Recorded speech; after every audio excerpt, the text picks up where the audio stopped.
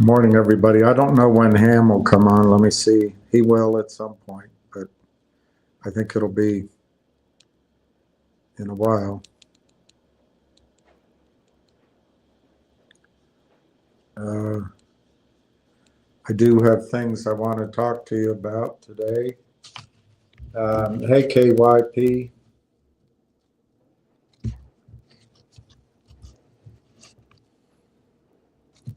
Pretty young P. Pretty young thing.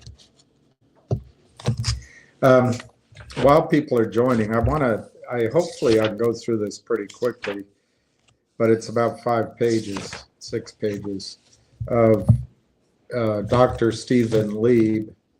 Now, he wrote this book 4 years ago, published it 4 years ago, but he's got a chapter called The Unproductive Financial Sector. And this is a point, I haven't read this. I read it when I bought the book. I haven't read it now, so we'll try to fly through it. But this is a point that I've made quite a bit, and I think it might be a change that's about to occur, and I think a good one. I don't think there's anything wrong with it. But the dislocations and the fear and the uncertainty, nobody likes change. That's the part we have to get through. But to my memory, when I went into the business, and I hesitate to call it an industry, son, my father,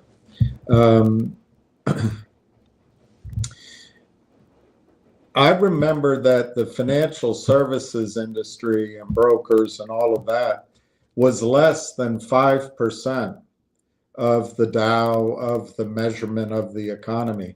I think today that number is much closer to 40 or 45%. So over the, oh God, I almost said 50 years. It hasn't been 50 years.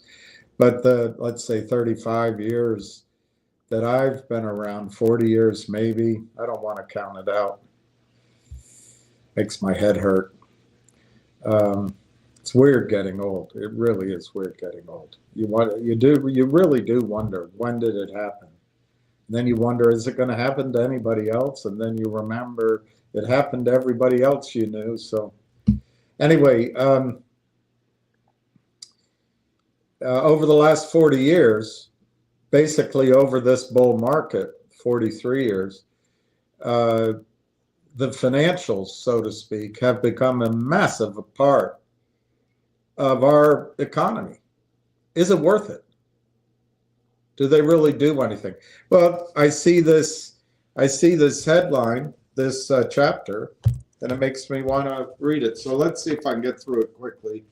Ham's not here yet. I'm sure he'll call in once he's done with his family business. The Unproductive Financial Sector by Dr. Stephen Lieb and his wife, Donna Lieb. My first foray into investing came in the late 60s when I was in college. I bought shares in a company called Informatics. Anyway, he read the newspaper, followed it each morning, blah, blah, blah. That post, the system was not rigged against the little person. So the market served a valuable economic purpose. Companies had access to public financing while enhancing investor wealth. This is in the 60s. The market created value with widespread benefits to the companies and their workers and to individual investors around the country. The system wasn't rigged against the little person. That post-World War II bull market started with the Dow Jones close to 160 and ended in early 1966 with the Dow 5 points shy of 1,000.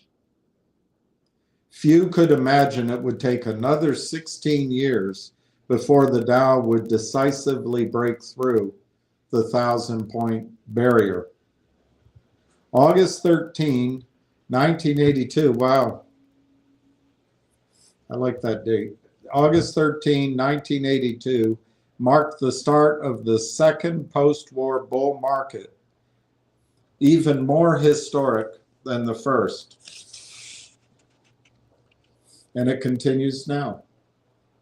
Corrections notwithstanding, the Dow has risen 30-fold since 1982, 30x. It's higher now from this book, but anyway, 4 years ago this was published. This second post-war bull market, though, has a less benign aspect to it. Its backdrop has been an America increasingly enamored of short-term gains. An America who has abandoned fiscal discipline whilst embracing a wildly excessive regulatory regime. Well, maybe, but they don't enforce it all. The second bull market encapsulates a lot of what has gone wrong. There's plenty of irony. On the surface, the long-running bull market in stocks, which began in 1982, seems to be a sign of American capitalism's glory. But it can also be seen as part of an erosion of our economic foundations, which has left us less resilient and less able to counter China. And this is a factor in the coming bull market in gold. When he wrote this, gold was, I think, $1,200. One thing the two post-war bull markets, that's post-World War II bull markets, have in common is that both bull markets unfolded in eras of low inflation. This is not a coincidence. Low inflation is the stock market's friend. Investors like the clarity that low inflation offers. They like to be able to look to the future and see that companies can grow. For investors, inflation is the cloud which blocks their view of the future. The higher inflation goes, the denser the cloud. Low and declining inflation, on the other hand, goes together with a long-term horizon for valuing assets. This is why during times of low inflation, PE ratios, price-to-earnings ratios of stocks rise, boosting share prices. Public companies report profits every quarter. These profits, the ones already booked, matter to investors. But investors care even more about whether a company can continue to generate profits and that the company can do so at an ever-rising rate. When inflation is low, investors have more confidence that companies will be able to deliver. In other words, when inflation is low, investors place a higher value on future earnings, hence rising PE ratios. Of course, inflation isn't the only metric, the only factor in a stock's PE ratio.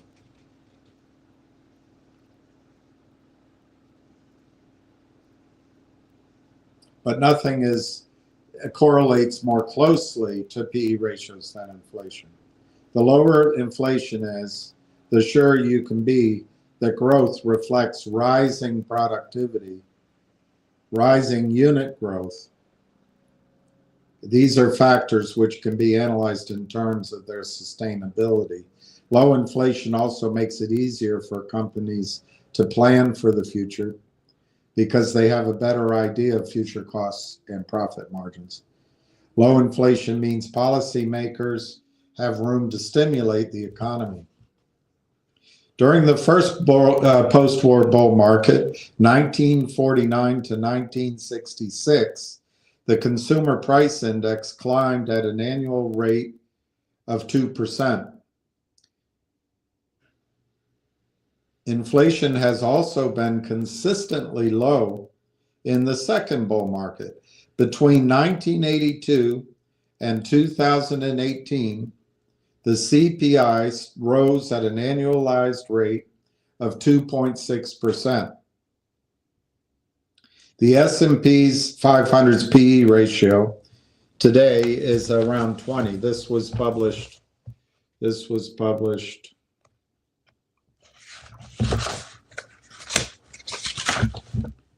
2021, 5 years ago. Well, no, I guess that's 4 years ago. Sorry. So,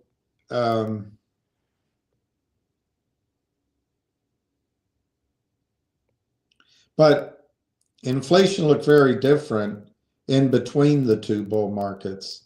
Between 1966 and 1970, the federal government began spending on Vietnam and social programs. So inflation rose at an annualized rate of 4.8%. And once the gold standard was abandoned, inflation went on a historic tear. It rose at an average annualized rate of 7.8%, and at times hit double digits, such as when OPEC pushed oil prices from below $5 a barrel in the early 70s to as high as $40 in the early 80s. As inflation surged, unemployment reached a high of 9% in 1975. The recession of 1973-1975 became known as stagflation, a combination of high inflation and high unemployment. High inflation and high unemployment. Though the economy began to grow again, inflation higher and during long stretches much higher than 5% became the norm. Stocks struggled. PE ratios dropped.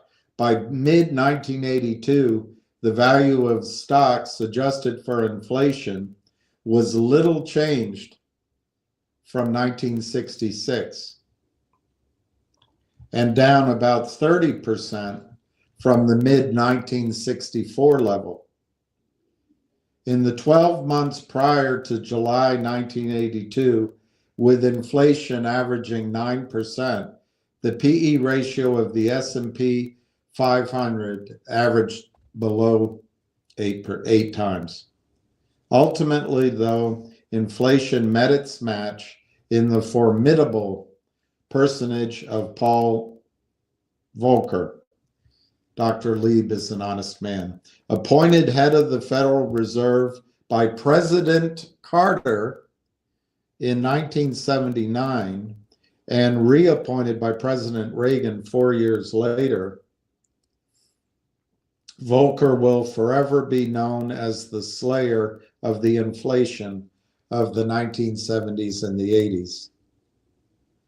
When Volcker became chairman in 79, inflation had reached 11% and was threatening to go higher.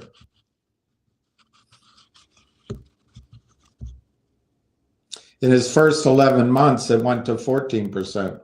With a single-minded focus and a steely willingness to implement a draconian monetary policy, Volcker brought the process to a halt.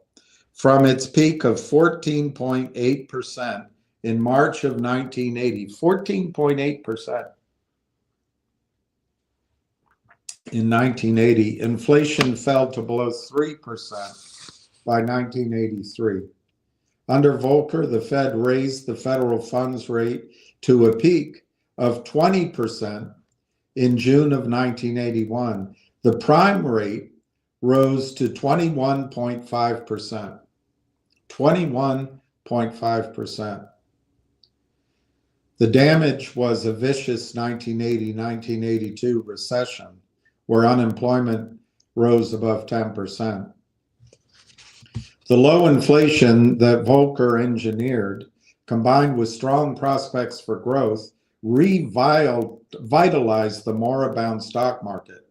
Stocks have been in a bull market ever since.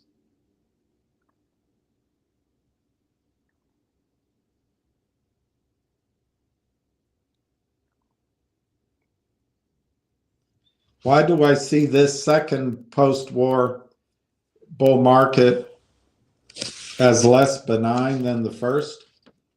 Well, it epitomizes the country's short-term outlook and its focus on instant gratification. It has elevated the financial sector in ways that are anything but beneficial. It has worsened income inequality and siphoned off valuable resources, including human brain power, which could have been put to better use. It's a really bad romance. A bad romance. To convey some of the distortions, I'll start with a simple analogy.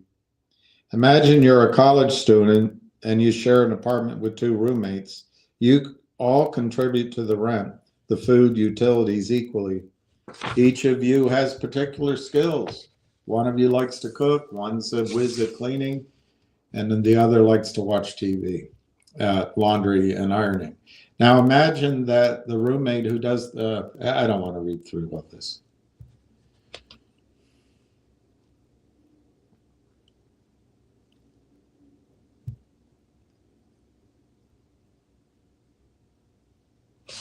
The financial sector now constitutes a much bigger part of the overall economy. As of 2017, according to the U.S. Bureau of Economic Analysis, the financial sector generated nearly 28% of the overall economy's profits, compared with less than 14% in 1981. So my memory was wrong on both ends. So as of 2017, 28% of the economy comes from the financial sector, compared with less than 14% in the early 80s. Compensation in the financial sector, compensation has risen sevenfold to more than $1 trillion a year. $1 trillion a year compensation in the financial sector. Why? Why? More than 10% of the total economy's compensation. More than 10% of compensation in the economy goes to the financial sector. Why? As wages in the financial sector have risen compared to the rest. What's wrong with this? It's the rising flood of money that has been sucked up by the financial sector and has caused the financial sector to swell as a proportion of the overall economy. This largely reflects non-productive developments that benefit only those within the financial sector itself. As compensation for those within the sector soars and profits generated by the sector rise, people on the outside of the financial sector have increasingly struggled, leading to widening inequalities and etc. The sector has ballooned because of the explosive growth in regulations. Complying with them requires the services of endless numbers of lawyers, accountants, and managers who get paid well for doing things which are essentially self-referential and create nothing of value. Nothing that promotes growth. All of these groups, lawyers, accountants, managers, the financial sector, benefit from the rising complexity which characterizes U.S. life. And they get big sums to manage that complexity. The rest of the country suffers. It's not the whole story.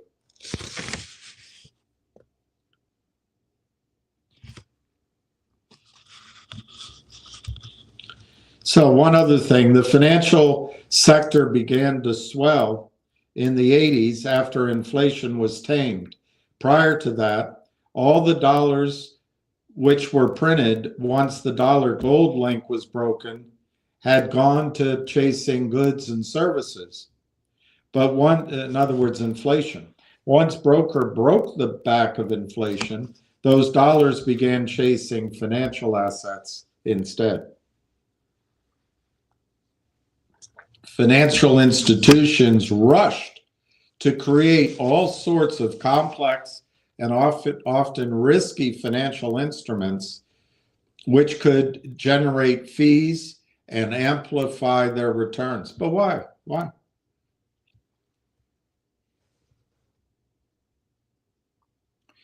The growing size and complexity of the financial sector has benefited neither the country as a whole nor the typical investor.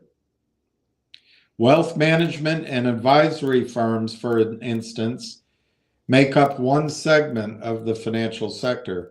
They run great ads on TV that make you think that if you only engaged one of these wise, kindly advisors who seem to take such remarkably personal interest in your clients' needs, you too could live your life to the fullest before sailing off into the sunset. These wealth advisory firms rake in big fees for convincing investors about this idea. Yet a 2017 study by S&P concluded only 5% of wealth advisors, outperform stock index funds. The average compensation for people in the advisory business is $275,000 a year. 19 out of 20 investors do more poorly or less well than an index fund when they are advised, but those advisors earn an average of $275,000 a year.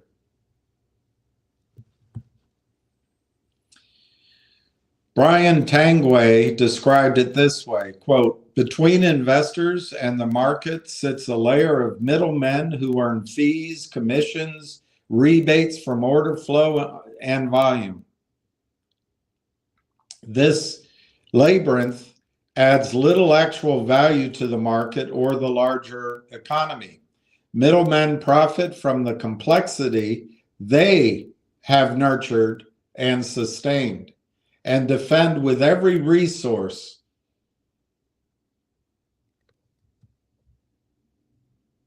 their territory. And devastatingly, at enormous cost to the country as a whole, and to each American, and to the world, the complexity engineered by the financial sector obscured the true state of affairs in the subprime mortgage area and led to the 2008 financial crisis."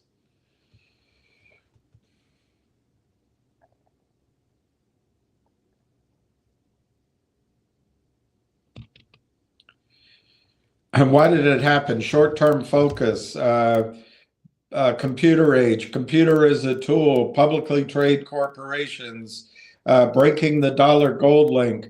One relative statistic is stock turnover, volume.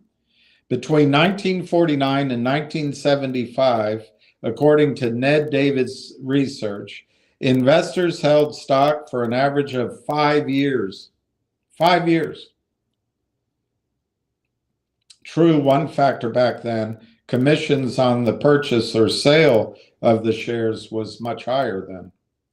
Since 1975, when stock commissions were allowed to fluctuate, they used to call that the Big Bang, then started to decline, turnover has been soaring, and the average holding period for stocks have taken a deep dive down to 8 months, from 5 years to 8 months.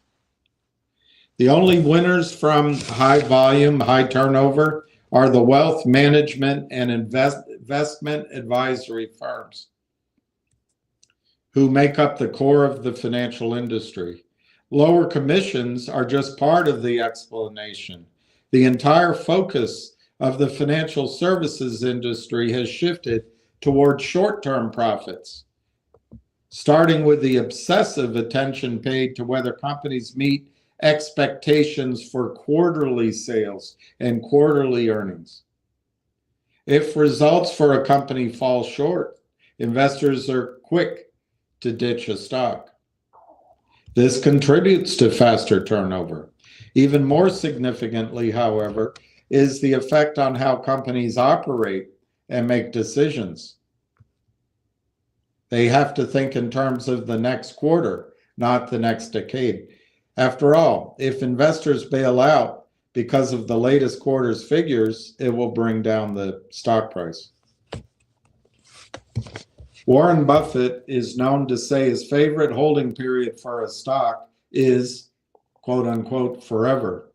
The antithesis of Buffett's forever holding period is high frequency trading. Embraced by Wall Street firms such as Goldman Sachs, high frequency trading involves computers following complex algorithms to ceaselessly buy and sell shares in the space of nanoseconds with the goal of obtaining fractionally better prices on millions of trades a day for the trader's benefit.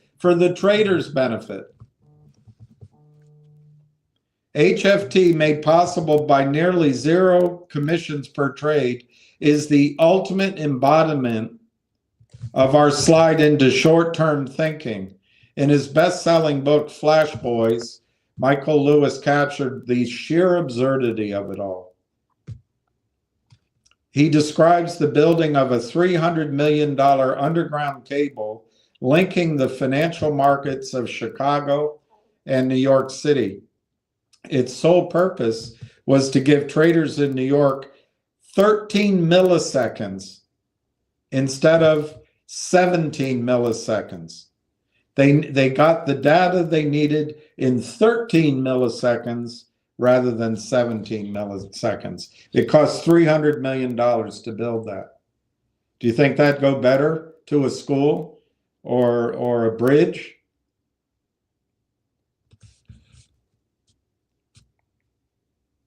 Governor Christie canceled a new rail tunnel under the Hudson River.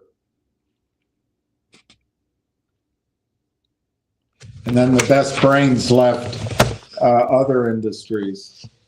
The point isn't that making money is immoral.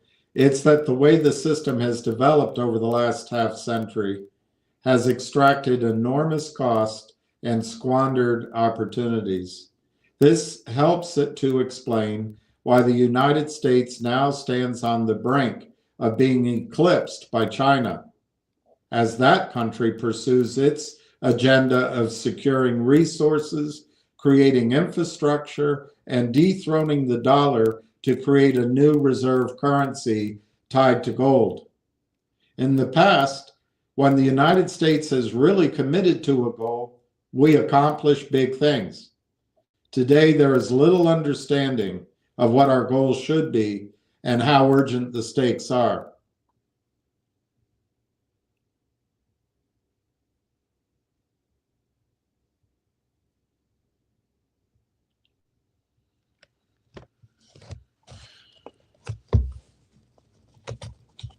I'll stop there. Ham just called, so I'm going to call him back and we'll get him on.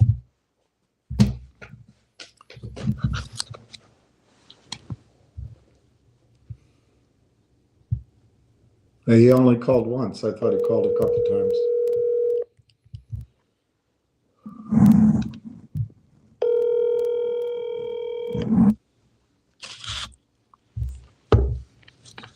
Maybe not. All right. When he calls back, we'll pick him up.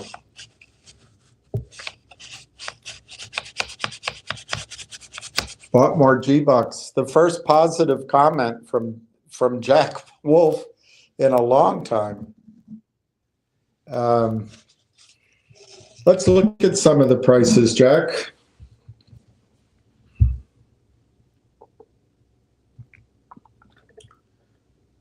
Hey, Joe, where are you going?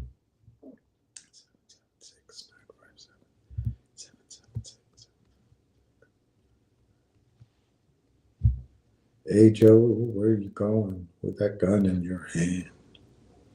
Going down to shoot my old lady. All right, GBUX, $3.57.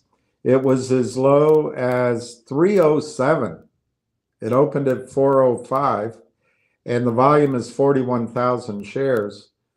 And it'd be interesting, Jack. I wonder if you could buy it at a low price. I doubt it.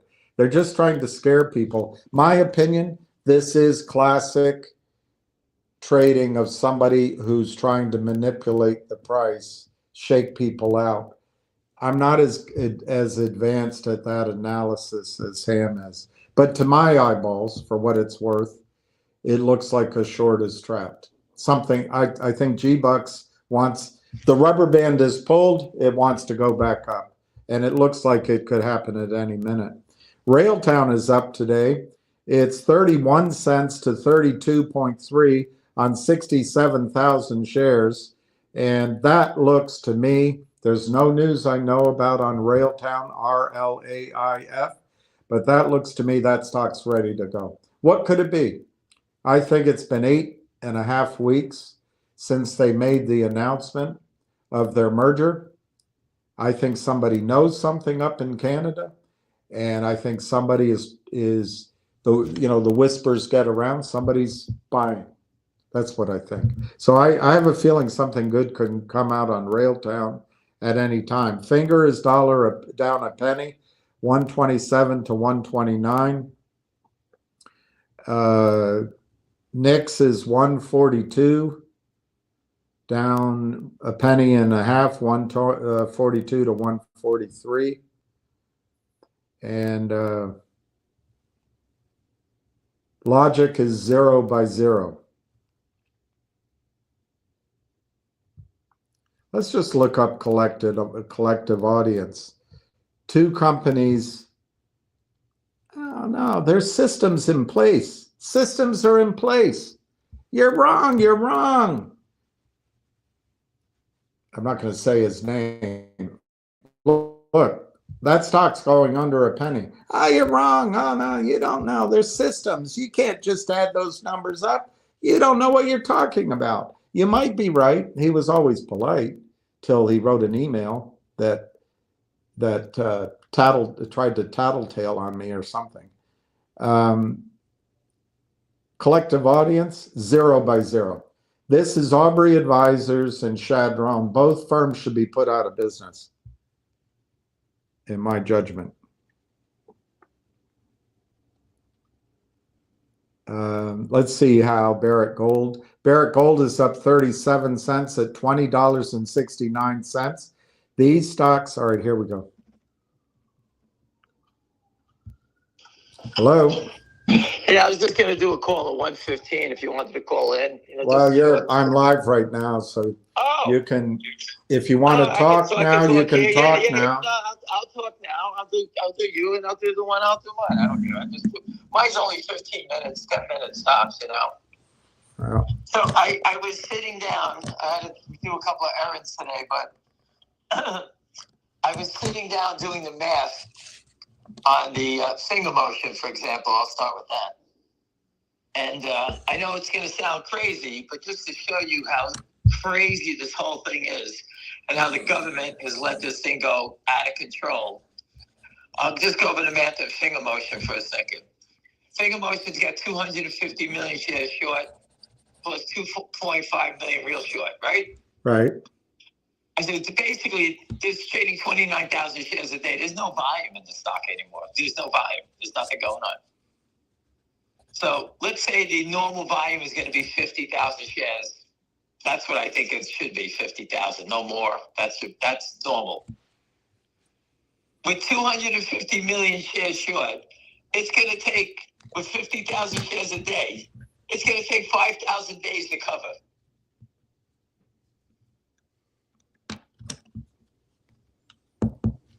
I think about We won't be alive that long. 250 trading days in a year. Okay?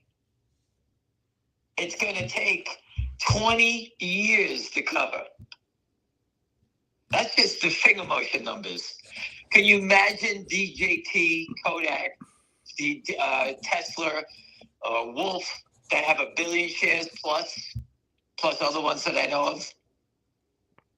Think about that. Because if you turn off one side and they have to buy back those shares, that's when you get this, retarded numbers, and that's what happened to Root. And the only reason the days will go down because they will be buying it up 20 and 30 points a day, trying to desperately cover.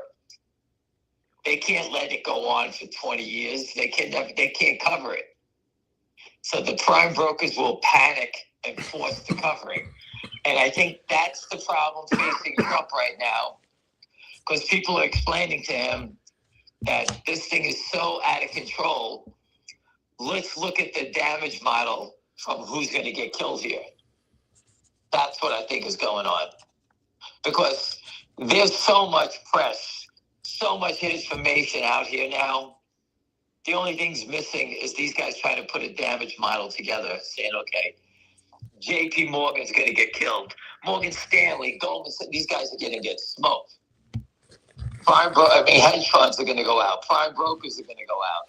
What's the damage model here?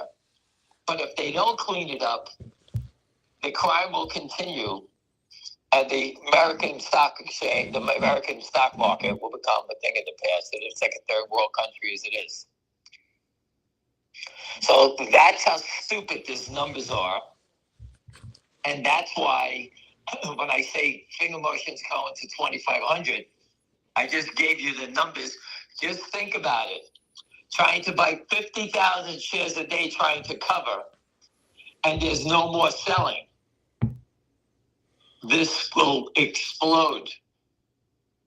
And that's what I'm looking at. I'm just trying to give you the numbers, because people always say, what do you come up with these crazy numbers? I'm telling you, if you watch Root go up, Root was going up 20 points a day, 30 points. That's when the selling when the offer side, when the selling side disappears. And it becomes one-sided. And that's what's at stake in these names. All right? That's what's at stake in these names. So finger motion, I put it out there for you so you can see the numbers. And on GBUX, there's 3 million shares short. William, the float is less than 2 million. Okay. I spoke to 3 guys today. The 2 are brokers and one's a hedge fund guy. They own 300,000. Okay. They've been buying it for a while. Now, I don't know what the bigger players own, but, my friend in Miami owns 50,000. My other friend, I just spoke to a guy this morning out of Tampa. He has 25,000 shares. His buddy's got 10. The numbers are massive. And these guys just keep trying to sell it and mark it down. Now, GBUX, William, has been under a 7-day attack. 7 straight days of selling. No one sells stock 7 days in a row. And I put up the bar chart. It's still, after 7 days of attacks, yes. After 7 days of attack, 7 days, straight days, it's still 64% buy on the charts. That's 7 days. That's how strong the accumulation has been underneath it. That's 7 days of attacks, and the stock is still under accumulation. These guys can't break it. They're trying everything under the sun, and they're selling it, offering it lower. These are all tricks that they use in those, like the MLGO, when they tried to knock it down. They offer it lower, push it down, push it down. These are the same things. The problem is this one, this is so tightly held. The more I dig into it, the more tightly held I know. My friend Patrick, he bought 25,000 shares. I mean, there's people buying it.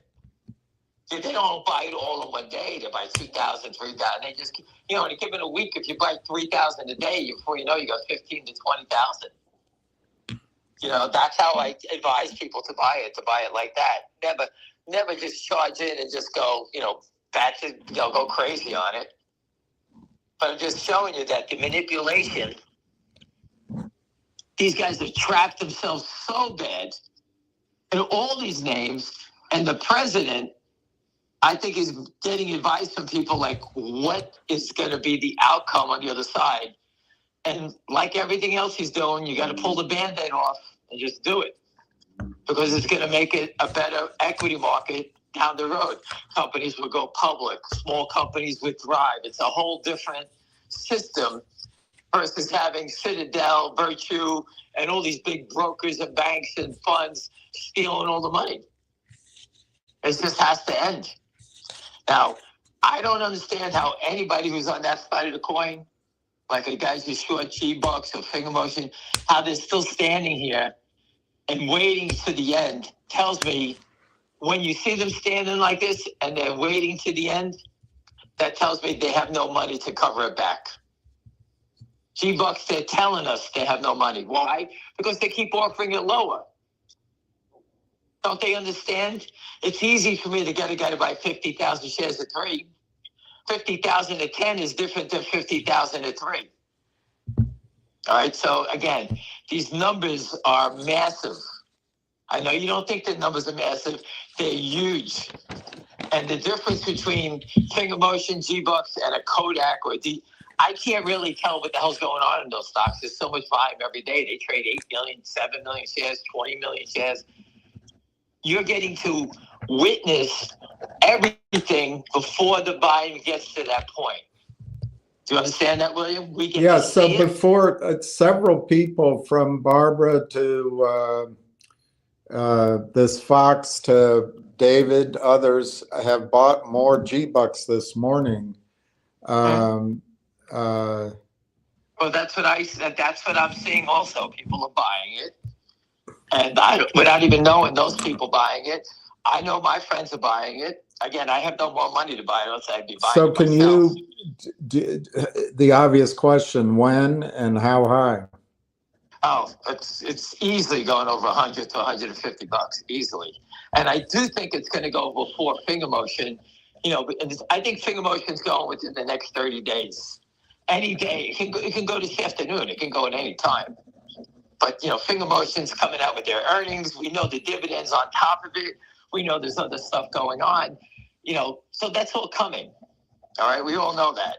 The stock is telling you that it's coming. It's staying at 130. There's big funds that are buying it. We know that. All right, so there's things happening here, and it's just a matter of when these guys are going to fold. So but the target on that one is 100 to 150. If you think about the same pattern, I described in Root and these other names, is that once the selling stops, that's when these things explode up 10, 15, because there's no more selling. And the margin kills them. That's who we're looking at here. So again, it's hard to watch. It's criminal to even watch it. I don't know how the government allows it. I put up so many posts insulting everybody in the world. I've insulted everybody for us. All right, I've done my best to do whatever I can to stop this, the manipulation. These guys are just, it's just remarkable that they keep doing it. I got me. It's crazy. So But Mitchell, the risk reward is off the charts. Mitchell's trying to buy 500 GBUX at the ask right now, and it's going unfilled. And my reaction is they don't want to fill it at the ask. But what's your thought? They don't want people to buy. You guys don't understand. The market makers, they have these codes where they could sit there. They could be on the offer. You go to buy 500, they have 100 for sale that they don't even have.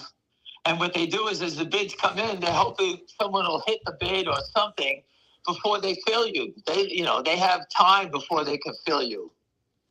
It's a disgrace. The whole system is, William, you said it best the other day, that they should have government have a trading desk to execute all these orders. And I thought that's a great idea. Another way of saying it, just have an honest umpire, have an honest referee. Well, listen, if they could you imagine baseball if the Yankees owned the umpires? It wouldn't work. You have to have a separate, honest group. Well, you made a great statement. The government should open up a trading desk, and all the order flows should go to them. Yeah. And if they create liquidity, yeah. If they sell the stock at $3, they have to immediately go back on the bid at $2.95 to buy it back. Yeah. And if they choose to go do that, to sell it and create liquidity, and the stock starts to move up, they need to cover in a day, not 2 years. They should be, their obligation is, if I sell the stock at 3 and I'm taking the other side of that trade, I got to cover it. That's what they have to do. That's what they need to do. It's not sell the stock and we'll buy it back whenever. We'll just keep selling more. That's not how it works. Well, that's the system they designed. That's how it works for them. But anyway, any other questions? Because I'm going to jump on the other call. I already told people. I didn't know. I don't know how to call in, so. But we could. No big deal. You can. I'm just going to rehash what I told you guys. You can stay here, enjoy your call, and if I hear anything good, I'll give you a call back. But I just wanted to give you the math and how bad it is, and it's how disgusting it is. It's just enormous. Do you want to give people the telephone number to call so they can call? If you want to. I'm just going to basically say the same nonsense if you want to listen. Here, the number, I just put it up on Twitter a few minutes ago. It's 425-436-6326.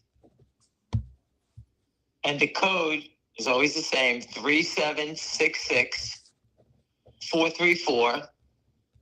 And I have a financial reporter. I think he's from the Miami Herald. I'm not sure. And I've been giving him information about GBUX market makers in Jupiter. I try to go after the state that they're in. And I'm trying to go after the Miami Herald because it's closer to Jupiter than the Orlando Sentinel. So, it's just remarkable that everyone here has to be part of this. It's just crazy. And like I said, finger motion, it's going to take them 20 years to cover. The stock's traded 32,000 shares today. So it's on par for what I said, 50,000 a day. Now, just do the math. It's 250 million. It's 5,000 days. There's only 250 days in a year. It's going to take them 20 years. That's in a normal market, 20 years. Think about that. So, William, let me do my call, and I'll check back with you after. I'm only going to be on 15, 20 minutes. I'll be short and sweet. I just want to give everybody an update so they know what's going on. Appreciate it. All right? All right. You got it. All right, so GBUX is 345 to 354. 44,000 shares traded. Nixie, the Pixie is 142.5.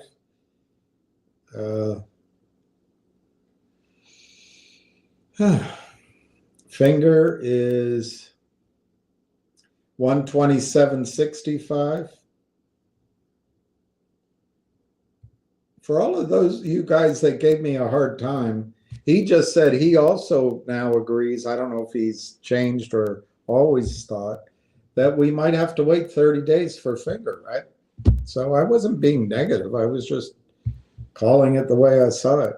Railtown is 31 cents, 30.3088 to 0.3176. And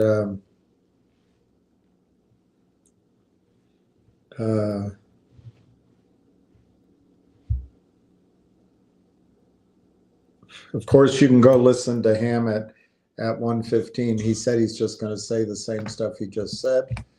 So now I wanted to go through a couple of ideas.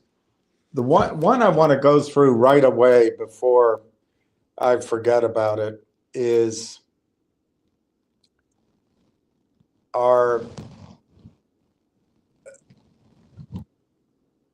I got to take Mitchell's comment down. This is basically the U.S. Outlays, just to read what it says, for 2024, 7 trillion, and total revenues, 5 trillion.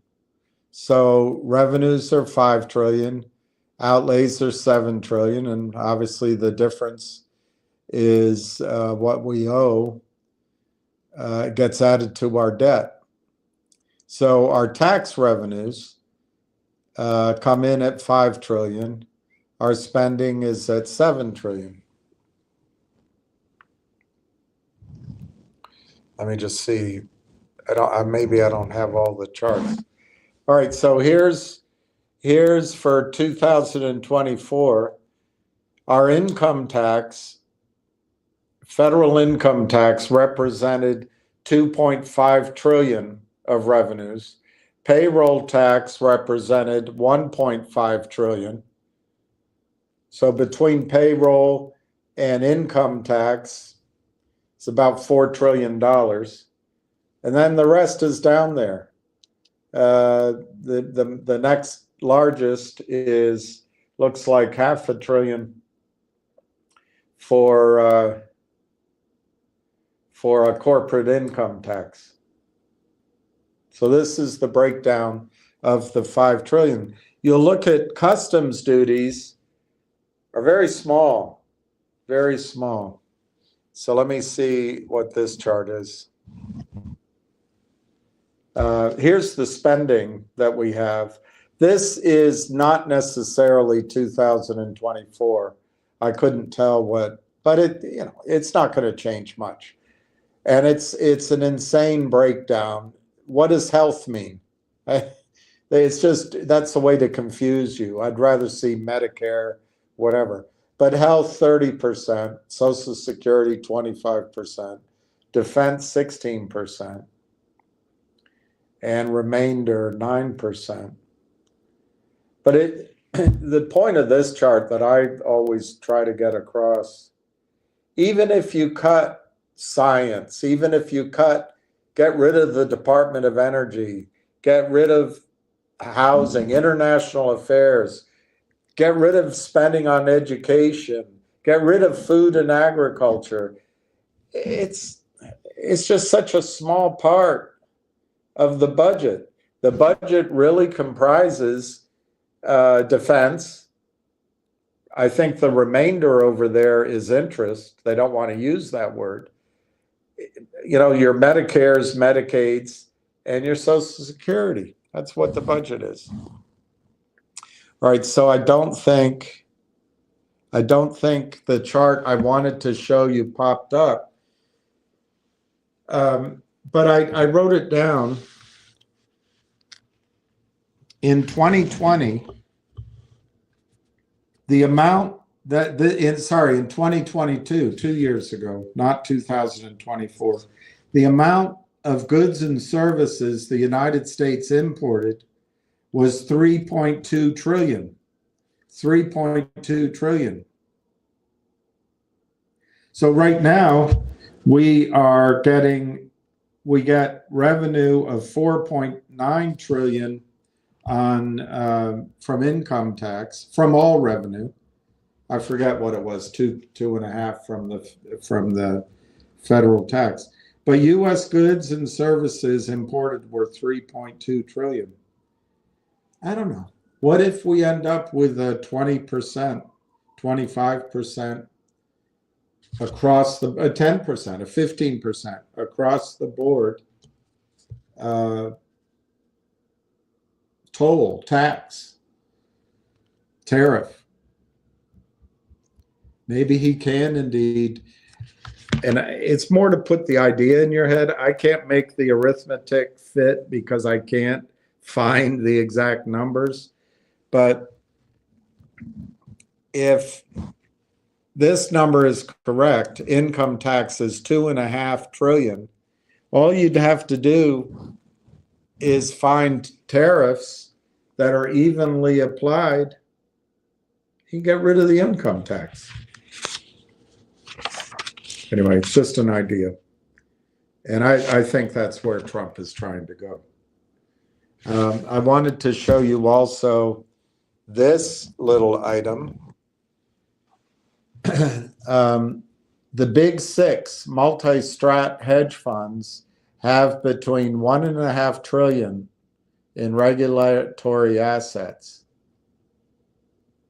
Much of it invested in one trade, the Treasury basis trade. The second biggest right there is Citadel. Fed urged to bail out hedge funds during next market crash. And I read that the 3 hedge funds that are in trouble, one is called Alphadyne Asset Management. The Tudor funds are losing money. I don't know if they're in trouble. And Eisler Capital also losing money. I don't know if they're in trouble. But Alphadyne Asset Management might be in trouble because of the basis trade. And then I just want to give credit to this one. Actually, I want to give you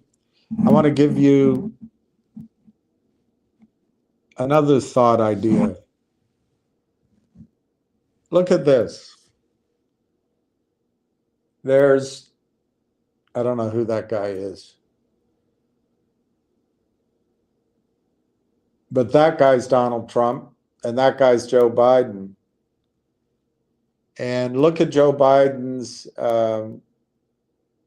Oval Office, and look at Donald Trump's. What jumps out at you other than the doofuses sitting there, other than Trump? What stands out? What stands out? It just occurred to me that Trump is telegraphing gold. Everything's gold in that Oval Office. The pictures are framed in gold. 1, 2, 3, 4, 5, 6, 7 items on top of the mantle are gold. The trim of the mantle is gold. The color of the chairs are gold. There's gold color on the table.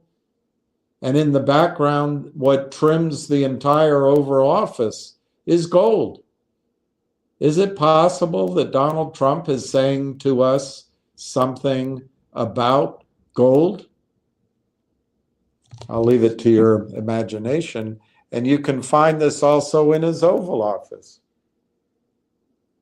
He's got Andrew Jackson in the background in gold, but it's gold curtains, gold, whatever those things are, leaf that go around the carpet. I don't know. Maybe he's trying to tell us something about gold. And my final thing I want to just quickly show you is this brave woman. She resigned. She's a PhD. She worked at the Department of State. She's more than a staffer. She's very smart. But she resigned in protest over Gaza. Annabelle Shalene, PhD, served as a year as a Foreign Service officer at Near Eastern Affairs in the Bureau of Democracy, Human Rights. It used to have a slightly different name. My dad ran that bureau. My father was the head of that bureau. Long time ago. That's to my memory. Of course, my memory is not always. So she wrote this to CNN. Since Hamas's attack on October 7, Israel has used American bombs in its war in Gaza. I always thought wars needed an opponent, which has killed more than 32,000 people, 13,000 of them children, with countless others buried under the rubble, according to the Gaza Ministry of Health. This is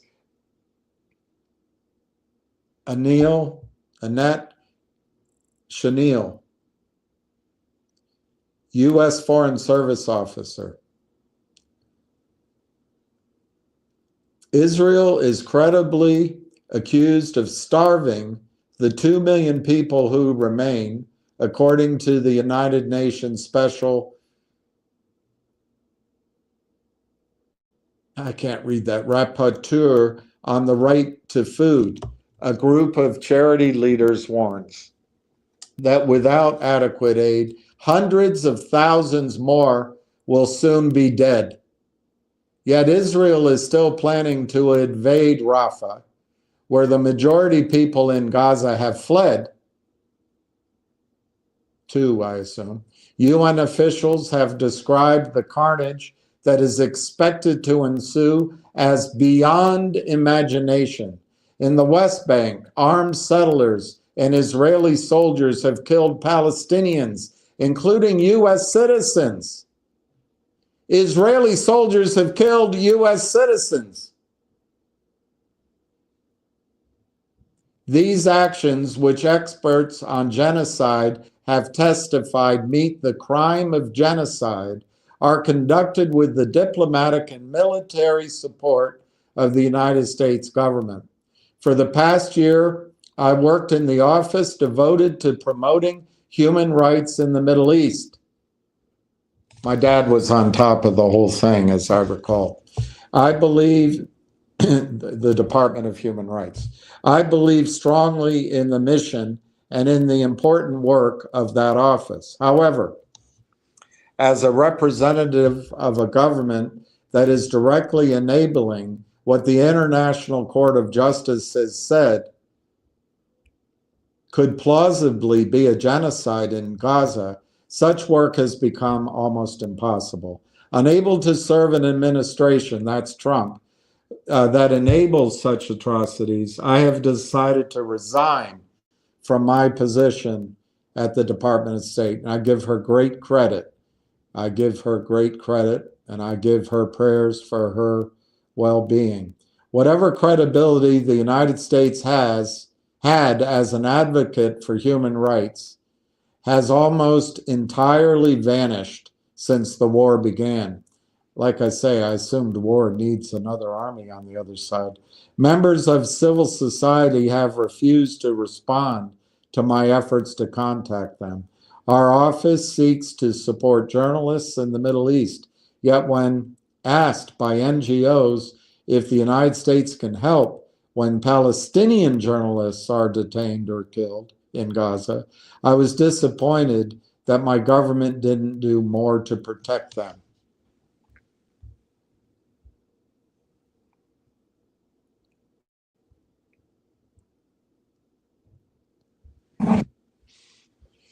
"90 Palestinian journalists in Gaza. 90 Palestinian journalists in Gaza have been killed in the last 5 months. Imagine if it were U.S. journalists, according to the Committee to Protect Journalists.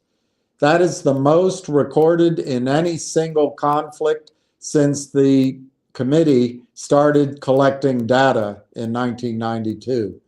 By resigning publicly, I am saddened by the knowledge that I likely foreclose a future at the State Department. I had not initially planned a public resignation because my time at State has been short. I was hired to a 2-year contract. I did not think that I mattered enough to announce publicly. However, when I started to tell colleagues of my decision, the response I heard was, "Please speak for us." She has courage. Other people don't have the courage or the ability to resign. Across the federal government, employees like myself have tried for months to influence policy, both internally and, when that failed, publicly. My colleagues and I watched in horror as this administration, that's Trump, delivered thousands of precision-guided bombs and munitions, small arms, and other lethal aid to Israel, and authorized thousands more by bypassing Congress. We are appalled by the administration's flagrant disregard for American laws, which prohibit the United States from providing assistance to foreign militaries who engage in gross human rights violations or that restrict the delivery of humanitarian aid.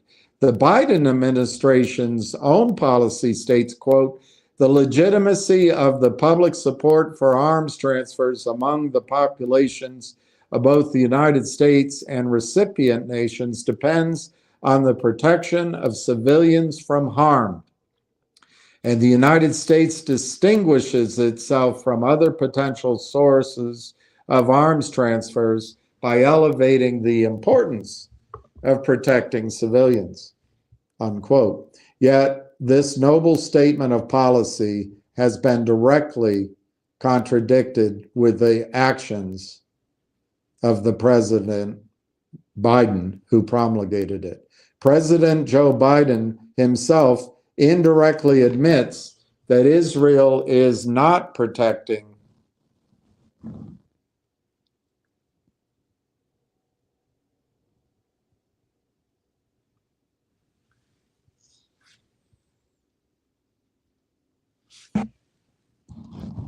I can't read, I guess. There it is. That Israel is not protecting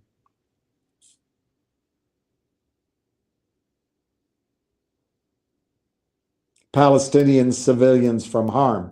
Under pressure from some congressional Democrats, the administration issued a new policy to ensure that foreign military transfers don't violate relevant law.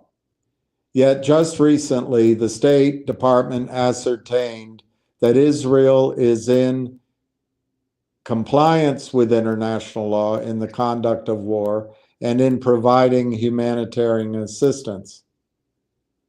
To say this when Israel is preventing the adequate entrance of humanitarian aid and the U.S. is being forced to airdrop food to starving Gazans, this finding makes a mockery of the administration's claims to care about law or to care about the fate of innocent Palestinians.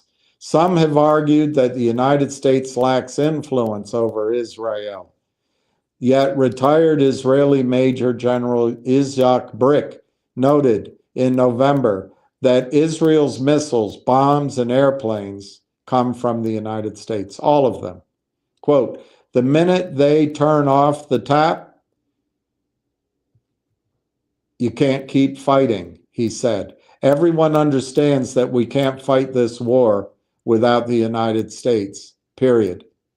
Even now, Israel is considering invading Lebanon, which brings a heightened risk of regional conflict that would be catastrophic.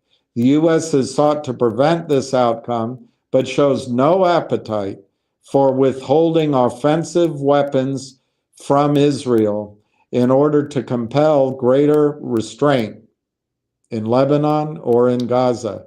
Biden's support for Israel's far-right government thus risks sparking a wider conflagration in the region, which could well put U.S. troops in harm's way. So many of my colleagues feel betrayed. I write for myself, but speak for many others, including Feds United for Peace, a group mobilizing for a permanent ceasefire in Gaza that represents federal workers in their personal capacities across the country, across 30 agencies. After 4 years of then President Donald Trump's efforts to cripple the department, state employees embraced Biden's pledge to rebuild American diplomacy. For some, U.S. support for Ukraine against Russia seemed to reestablish America's moral leadership. Yet, the Biden administration continued to enable Israel's illegal occupation and destruction of Gaza. I am haunted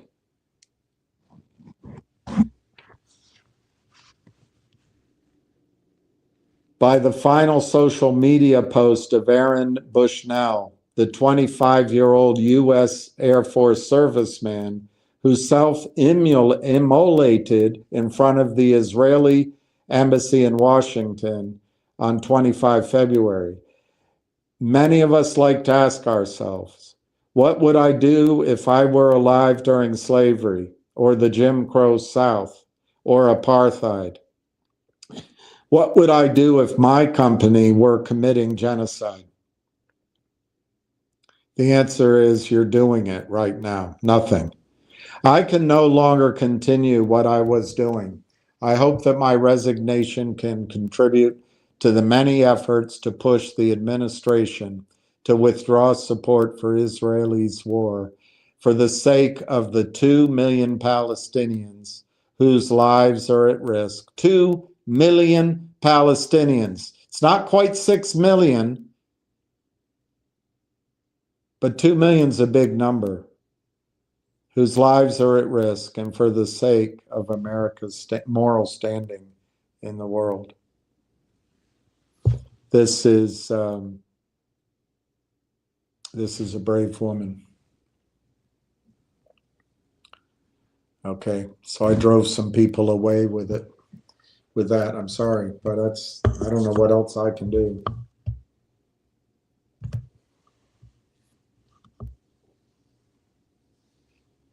All right, Julie bought GBUX at, let's see, at, let's see where it's trading.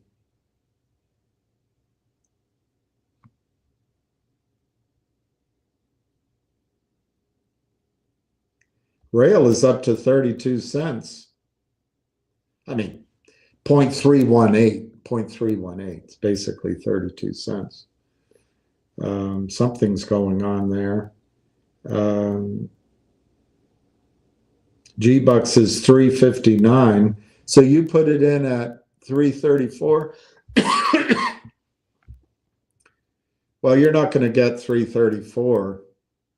352, you're not going to get that either.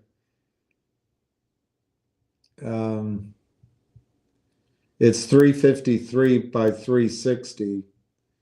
And if I had to guess, GBUX is headed upward now.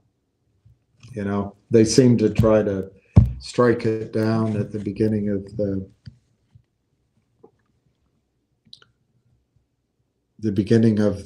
day.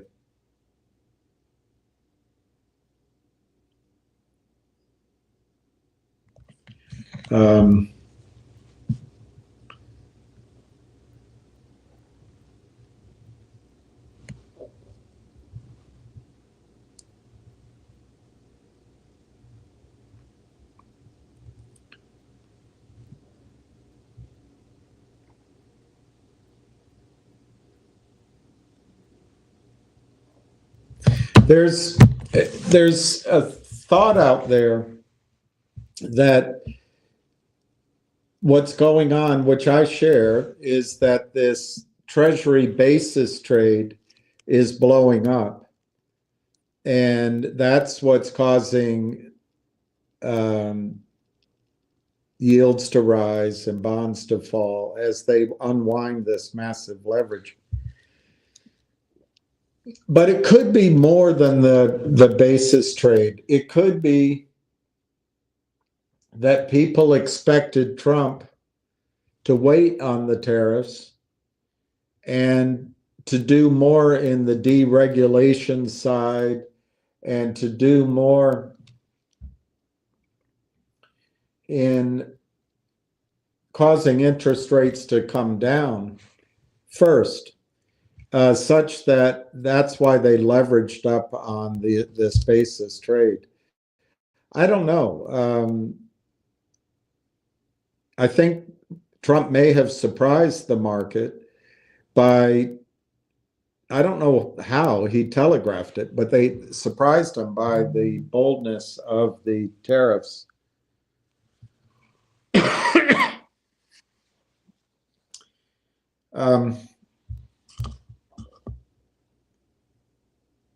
But one thought, and I've got to think it through, but one thought, China benefits from a lower US dollar and apparently from a higher yen. And so it may not be that China is selling our treasuries. It may just be these hedge funds who were trying to play I think it's called the CLS trade. I have to look that up. But, trying to play the Trump trade, but they got ahead of themselves. And so that's what we're seeing, but it should settle down. I think it's going to lead to a lot of liquidity in the market coming from the Fed. And then the Treasury Secretary has already talked about how he is going to perhaps step in, maybe by buying back bonds, putting liquidity into the market. And that made me think of something that I used to talk about. Who's going to buy US bonds? If China, I think China's still okay somewhat, and the rest of what, but who's going to buy them? Well, it might be that we buy the bonds, you and I. It might be I don't think it's happening this year, but at some point it may well be that your 401k, your IRA, your retirement plans are told you can put money in there, but you have to buy US treasuries. Hello? You're still live? Yeah, I'm still live. A lot of people. I'm coming back to you now. Maybe they went to you, and so. Well, I hung up already, so let me just tell everybody I'm going on you now. Hold on. It doesn't matter. I No problem. I'm not the world's most popular guy anyway. Sure. It's I need to look like KYP, then I would be popular. Yeah, she's the type of girl who goes to the club and, everybody walks over and says, can we dance? Can I buy you a drink? And she snubs her nose at you. That's what happens. You gotta come up with a good line, William. That's the problem. You gotta give a good line of bullshit. This way she'll fall for it. That's how you gotta get them. You never been good at lines. You don't have good lines?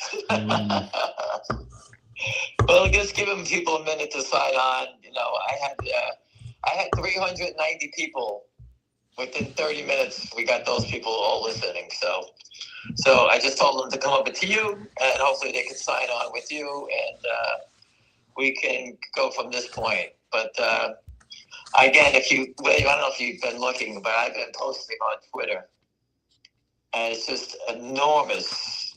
The people that are helping us out, making signs for us and these little things that we put up, whatever the hell you want to call them, on Twitter. But they're just brutal. We went after the White House, contacting the White House, from Mark Levine to Victor Davis Hanson, all the Fox commentators, telling them that the president's under attack, get out here and support him. And just bringing it to everyone's attention. That's all we can do. So that's what we've been doing. All right. Does anyone have any questions? Well, let's start out with your guys. Does anyone here have any questions? Well, a bunch of people are, Julie, Barbara, a few are trying to buy GBUX, and it's just going up. Not a lot, but my opinion. The way to do it, if you want to buy 100 shares, you buy 50 at the offer, then you bid for 50 shares. That's the only way to do it. But my opinion today is you've already seen the lows. At 2 o'clock, it looks like they're going to try to fight it, but it looks like it's going up for the rest of the day. They're going to try to cover. They're trying to cover. They're looking for people to sell it. This is how the shorts work. They flush it down, then they come back and scoop up the dead bodies. The people that are afraid, who want to take their loss and move on. That's the pattern. They do it in all the names. It's common. That's what they do. They drive them down, then they scoop it back up. Now, just to change this for a second, William, that MLGO was trading, 50 million, 100 million shares up at 30, 20, whatever. It's now down to 8. Imagine being Ken Griffin and you sold, 50 million shares short, not at 30. Let's give him 20. He's up $12 on 50 million shares, whatever the hell the number is. That's how much money. It's the best crime in the world. You said it perfect. Why would you be Pablo Escobar, right, selling cocaine, going to jail? He should have been a naked short seller. He would have been the king of Colombia. Yeah. He could have given away cocaine for free. Yeah. I think about that. No jail time. I put that up the other day. This is Mark Levine put up there, people love America. I said, well, the only people that really love America are the people that are naked shorting, selling counterfeit shares, because you can sell all you want and get paid and not go to jail. Yeah. What's better than that? No wonder they love this country, Jeff Easton. Yeah. These guys need to, I'm telling you, the president's going to get them. It's going to start with the low-hanging fruit moving up. Pat Byrne, in one of his YouTube videos, posted one time they were talking about GameStop. The host was talking about GameStop with Pat Byrne. And he said, Ken Griffin is an extension of the Fed. You're never going to get him. That's what he said in one of his videos. I'm going to find it for us. So Ken Griffin has been basically given the get-out-of-jail card by the federal government. Now, I think that once the cat's out of the bag and they realize how bad what he's doing, they're going to wind him down, meaning that they're not going to let him get crushed, but he's going to have to unwind his derivatives. It's going to be a slow, steady unwind. And will he be able to keep his condo buildings? I'm sure everything that he bought that's located in the state of Florida, that ain't going anywhere. That's why he owns all of Palm Beach now, down in Miami. Who buys buildings and houses in Miami and Palm Beach? They're an hour apart, an hour and a half apart. What, are you kidding me? I told you I saw Ken Griffin sneaking into a hotel, having conversations on a corner. What guy worth $30 billion is running around doing that? What's he doing to meet conversations on a street corner? I was standing right there. I put up the video of the guy standing there, parking his car, talking in the street to people. It's like you going for a hot dog. That's like me going for a hot dog and whispering. I tell you, when I used to run up and down Wall Street, we used to whisper on the corners, right? That's what this guy's doing. He's worth $35 billion. That's what he's doing. So this guy is an extension of the Fed. The government's going to wind him down. Same thing with Virtue. They're going to shut these guys down. This is going to end. This naked short selling stuff is going to end. they're going to get wide. They're going to lose money, but they're going to go down. The small thugs, from the Anson Fund, from the Kramers to the guys from ASCM and Lynn Partners and York, those people are going to go to jail because they have to hang somebody, and those are the people that are going to get hung. Remember in the movie The Big Short? They talked about how many people went to jail. They said only this schmuck from Credit Suisse who lied about a trade or something like that. They put him in jail. Everyone else got off. But this has unlimited liability.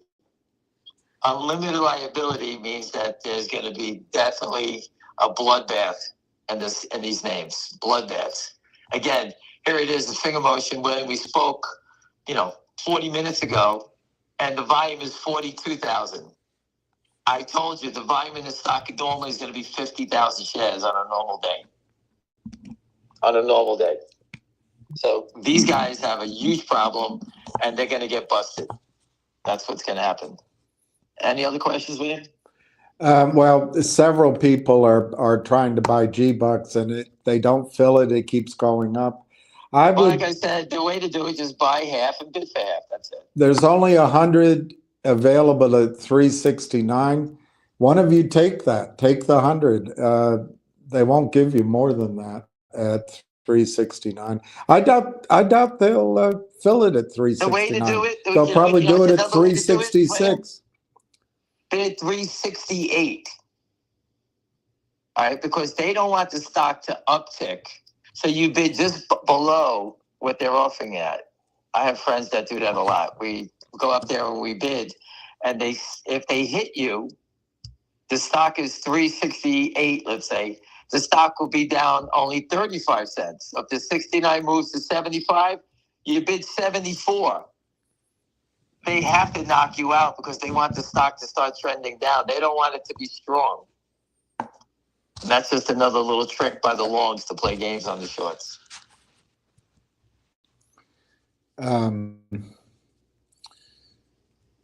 Is there any questions about how to buy or trade these names?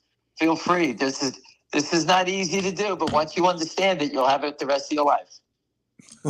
Have that going for you. Well, if the market's normal, listen, if the market was normal and guys were not allowed to just naked short and knock stocks down, you could do very well understanding how to trade around shorts. It was very easy for us to trample short sellers back in the day because they would backpedal and they get run over too quickly because they couldn't hit the bids. When you can hit the bids, they can turn the tide. All right? It's going to go back to the normal times. And that's when these guys get run over. And like Warren Buffett said, and Charlie Munger, I think it was, before he passed away, he says, playing on the short side is very dangerous. It's very dangerous. That's what they said. And everyone knows that. The only reason it's not dangerous is because the rules got slanted in their favor. And that made it, that changed the game. So Bill points out that Atkins worked for George Soros and helped to organize, I don't know if he organized it, but he bet on it, the crash of the British pound. He's a big time short seller, Atkins. Joe Kennedy was a big time stock pool guy before FDR appointed him to the SEC. I guess the good side is he'll know what the tricks they do. Listen, I think that the president. Listen, we could have many presidents in the world, but the one we have in the office is a no shit guy. He's throwing guys out the door like it's no big deal. All right, payback's a bitch. They tortured him, and he's going ruthless at them all. I think the delay from our standpoint is they're trying to figure out the damage. Once they do this, what's going to happen? And I think the damage model is going to be brutal. And the first persons that are going to go down are guys like GBUX, ASCM, these people are going to go first.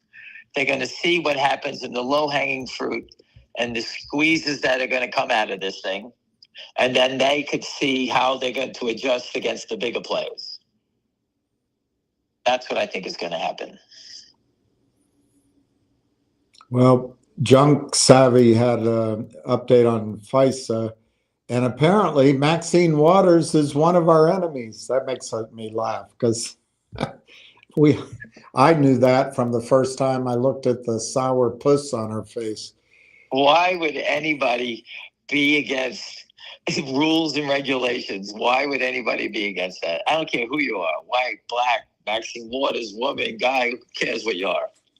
There's rules in place. Listen, when we drive, I don't drive through red lights. There's rules. I don't do 100 when it says 65 speed limit. There's rules. All of a sudden, we have rules in the stock market, and no one pays attention to them. There's no one enforcing them. Somebody bought GBUX at 325. Oh, no, 320. Put the order in at 325 and it went off. Barbara, it went off at 320. Wow. I told you the other day I bought 15,000. I tried to pay $6. They sold it to me at $550 or something like that.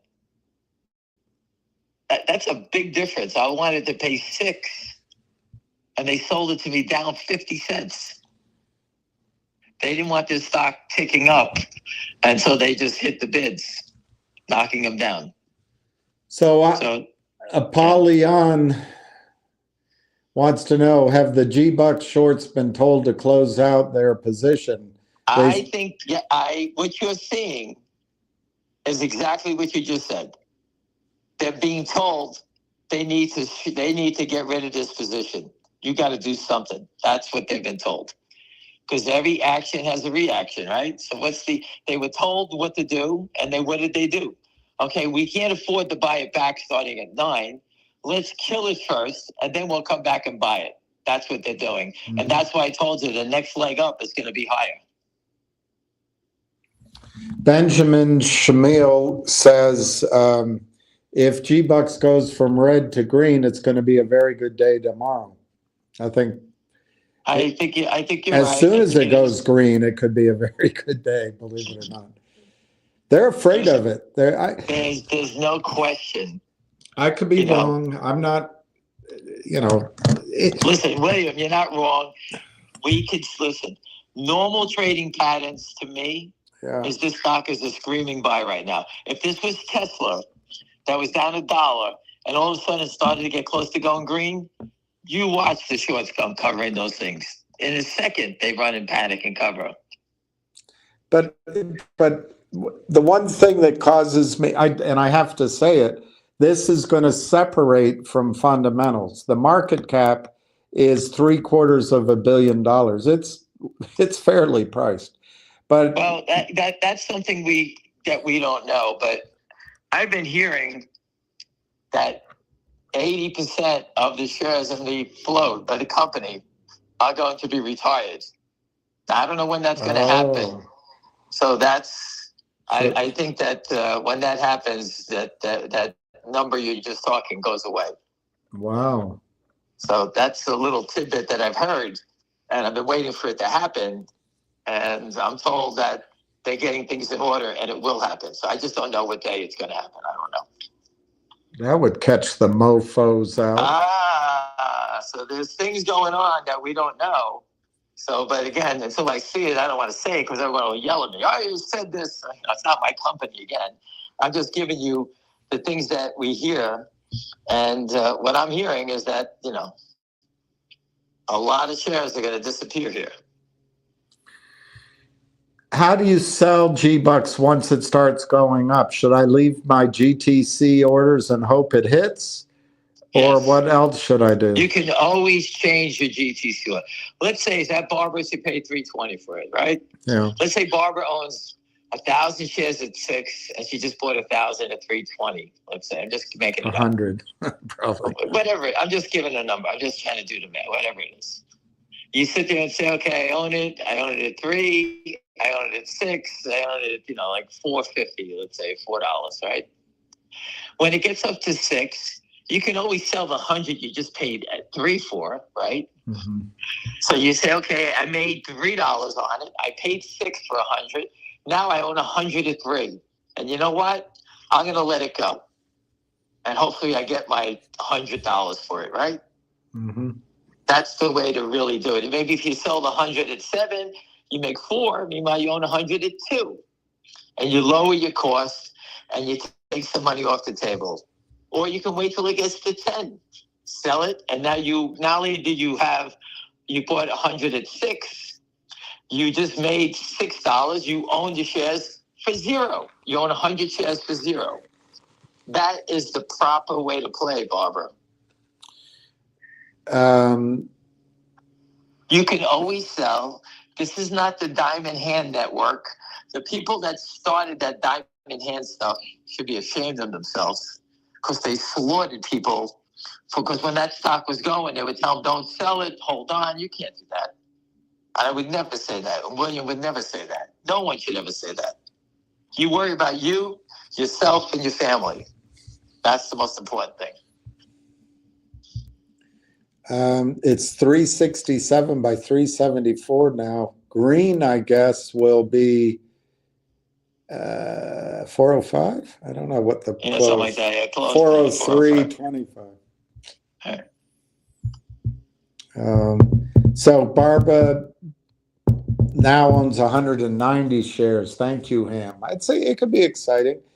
Listen, Barbara, I try to tell you this. Again, I don't know how old you are or what your education is in the equity markets. She's single. She's available. No, I made that up. I have no idea. I have no idea. But the only way to understand all these stocks have a different footprint. I keep trying to tell you a different pattern. I just gave you the difference between GBUX and finger motion. I could show you GBUX to Peloton or to whatever it may be. They're all different. That's why you talk about it. They all, you could see the assault selling it down, all these shares the last few days, selling it down. Okay. That happened in finger motion when it was 7. Do you remember that, everybody? It was 7. Capybara, Lynn Partners, they were brutal selling it down. It's the same thing you're seeing in this one now. So now finger motion got to the bottom, okay? And finger motion is washed out, as we say. And now the downside in that stock is up in finger motion, right? So we've seen the risk come out of it. If the stock was 20, there's always that risk of those bear raids, all right? But they already, that's over with. We absorbed that already. The company's a better company. The company has money. The company's moving forward. They're giving a dividend, and the stock is lower. Because I don't care what the market's doing. It has nothing to do with the stock market at this point. Plus, it's in China. It's got nothing to do with the U.S. GBUX has got that first. This has been the 3rd attack down, I think. I think it's the 3rd one already. All right? And the difference between GBUX and everything else is GBUX short is basically underwater right here. I think their average price on all the shares they sold up, down, sideways, it's probably like $2.80. But I'll give them the benefit of the doubt, $3. Take away the cost to do all this stuff, they're back to $2.50. They're in the red at $1.50 already. That's why I believe GBUX is going to explode, because these guys are in the red already. And the desperation trying to push it down is basically, it's wearing off. They're stuck now. They tried every trick. There's not many tricks left to do here. We watched them spoof. We watched them wash. We watched them sell at the market. How many more things can you do? They're not going to do a short and distort story, because those guys are all getting locked up between Anson Fund, Andrew Left, Hindenburg. Those guys are all running for the hills now. Short and distort is out of favor right now, right? So these guys have to short, and they have no cover anymore. There's no more cover for them. Before, they would have some idiot paying $50,000 and he writes some stupid story, and they would come out and use that for the reasons to knock it down. But those days are gone. I have my own answers, but I'll let you. Go ahead. I'll let you do it. Scott wants to know, how many years has it been since markets were "quote unquote" normal and trading I would say fair. going back to 1990 is like, that's when it was fair. After that, it became like, you know, in 2000, I figured it all out. I worked with the biggest law firms in the world, and they had no idea. They thought I was crazy. But once they started to realize the discrepancies and things like that, they said, "Oh my!" They knew that was. I'm speaking of Morgan Lewis Bacchus, and it was a senior partner, a Harvard attorney, and he was good friends with a buddy of mine, and that's how we got into them. They hated us being in their building because they represented Merrill Lynch, Janney Montgomery. I forget the other firms they represented. They represented a lot of Wall Street clients, and we were shaking the tree down the hallway, and they hated us for that. But at the time, I had a big player funding me, and that's the guy who owns the Mets. He helped fund this whole thing to get me all that information in the early years. Why was he on that side? Because I dragged him on our side. Listen, he wasn't a naked short seller. All right, I'm not going to vouch for a guy worth $15 billion. I could give a rat's ass. You know, he's a nasty prick when he wanted to be, but he would, the way to generate more money for his fund, he would hire traders. William, you come in, tell him that you have a group of players, and this is what our returns are. And they would look and say, okay, you're up, 25%, 50% returns on $5 million. He would give you $50 million and say, okay, we'll do a 60-40 split. I get 60, you get 40, you cover your cost. And these guys would open offices. A friend of mine had one on Madison Avenue, I think it was. Or Fifth Avenue, excuse me, by the Piaget building on Fifth Avenue. And they were in the building on the Piaget building. And my friend was running $1.5 billion of his money. I mean, and these guys they would hire traders. And let's say me and William were two traders at the end of the desk. We had the backing of $1.5 billion. And we would go to our head guy and say, hey, we got a position. We think we can, whatever we're going to do. And that guy would say, yeah, hey, go for it. And he would give you the backing. And these guys were naked shorting. And at the end of the day, when all the money came back and the returns came to Stevie, he didn't look at your trades, what you were doing. He didn't know then that they were shorting, naked shorting? Whatever it was if you did it and got caught, that's your problem. You're just someone that we hired to do this stuff, right? You know, what you do is you do. You get in trouble, that's your problem. So would you call him reckless in not knowing what they did, what he invested in? I think it was called, let me look the other way while you bring in 50%, 100% returns. That's what I think he was doing. Yeah. And when the shit hit the fan, he put his hands up, it wasn't me. That's normal. But, he knew about it. But he was there on the bathroom floor, banging the girl next door. It wasn't me. Ham said buy in increments. Listen, if you're going to buy it. Look, I think with GBUX, I get that whole increment story, but the way it's trading, I don't think you have much more time to buy it. So listen, let me just give you a description. I could be overreacting about that. I'm just trying to teach you, because if you were managing bigger money, you would have to do it this way. That's the way I'm trying to say. Buying 100 shares is quite a stupid thing, right? I got it. But it's nice to, buying 100 shares, let me buy 50. Let me buy 75, and then I'll bid down 20 cents if I get hit on the other one. It just gives you a better average, okay? If you just think about it, if you were buying 10,000 shares instead of 1,000 shares, okay, you would have to do it the way I just described it to you. So you can treat yourself as though you're a big hedge fund. Learn how to do it. This is how they do it. I told you, Wall Street's about pennies. So to me, Ham is a much better trader than I am. But to me, GBUX today hit a low of 307. I bet that's the low now. I think they've had their fun. It's 2 o'clock. I bet it's going to be green over the next 20 minutes, 25 minutes. They'll probably. You want me to get off and get someone to make it green for you, Williams? Is that what you want me to do? No, you don't have to do that. You don't have. I can do that with a couple of phone calls. And they'll try to drive it down because I said it and they're probably watching. Nah, we don't listen. Listen. These guys. They're toast, I think. I agree with you 100%. And the reason I say it, it just feels that that's going to go first. It just feels it. These guys have basically roped themselves in, trapped themselves, and I don't think they can get out. Look how wide the spread is. My eyesight's not so good. 363 to 384. Well, let me just give you some about that, William. I was on the road before, and I looked down, and I posted because the spread was 1 penny. It was 311 to 312. Right. And I actually have a photo up on it. And if you look on Twitter, everybody, I'll redo it right now. This was 3 hours ago. I posted it, and you can see it. I just put it up there. Just again, you'll see the actual photo of it. GTSM was bidding 311.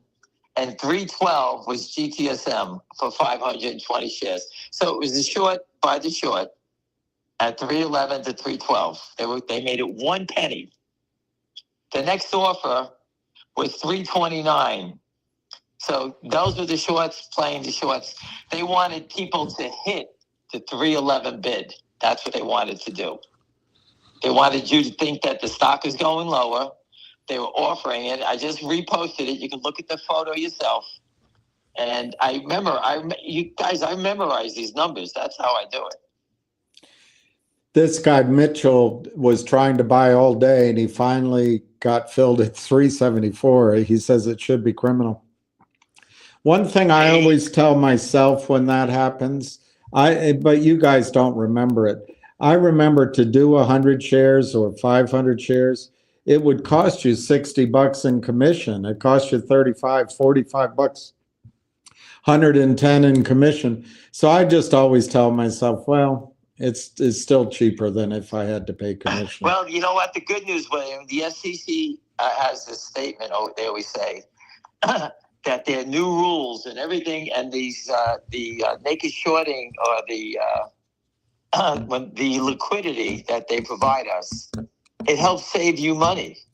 That's what they say. I said, listen, I'd rather pay the commission and have my stocks go up than worry about you trying to sell it to me cheaper. Exactly. An example of that is in December 31st, 2018, I bought Finger Motion at 287. Okay, when they just announced the top-up business. That was what they were doing at first, was just a cell phone top-up business. I paid $287. I thought I was in early, which I was. And here it is, 7 years later. It's 125 to 128, and the company's 100 times better, 100 times better, 500 times better. So getting it early didn't pay off for me, right? Thanks to liquidity. Thank you, SEC, that I found something I thought was a diamond in the rough, as they say.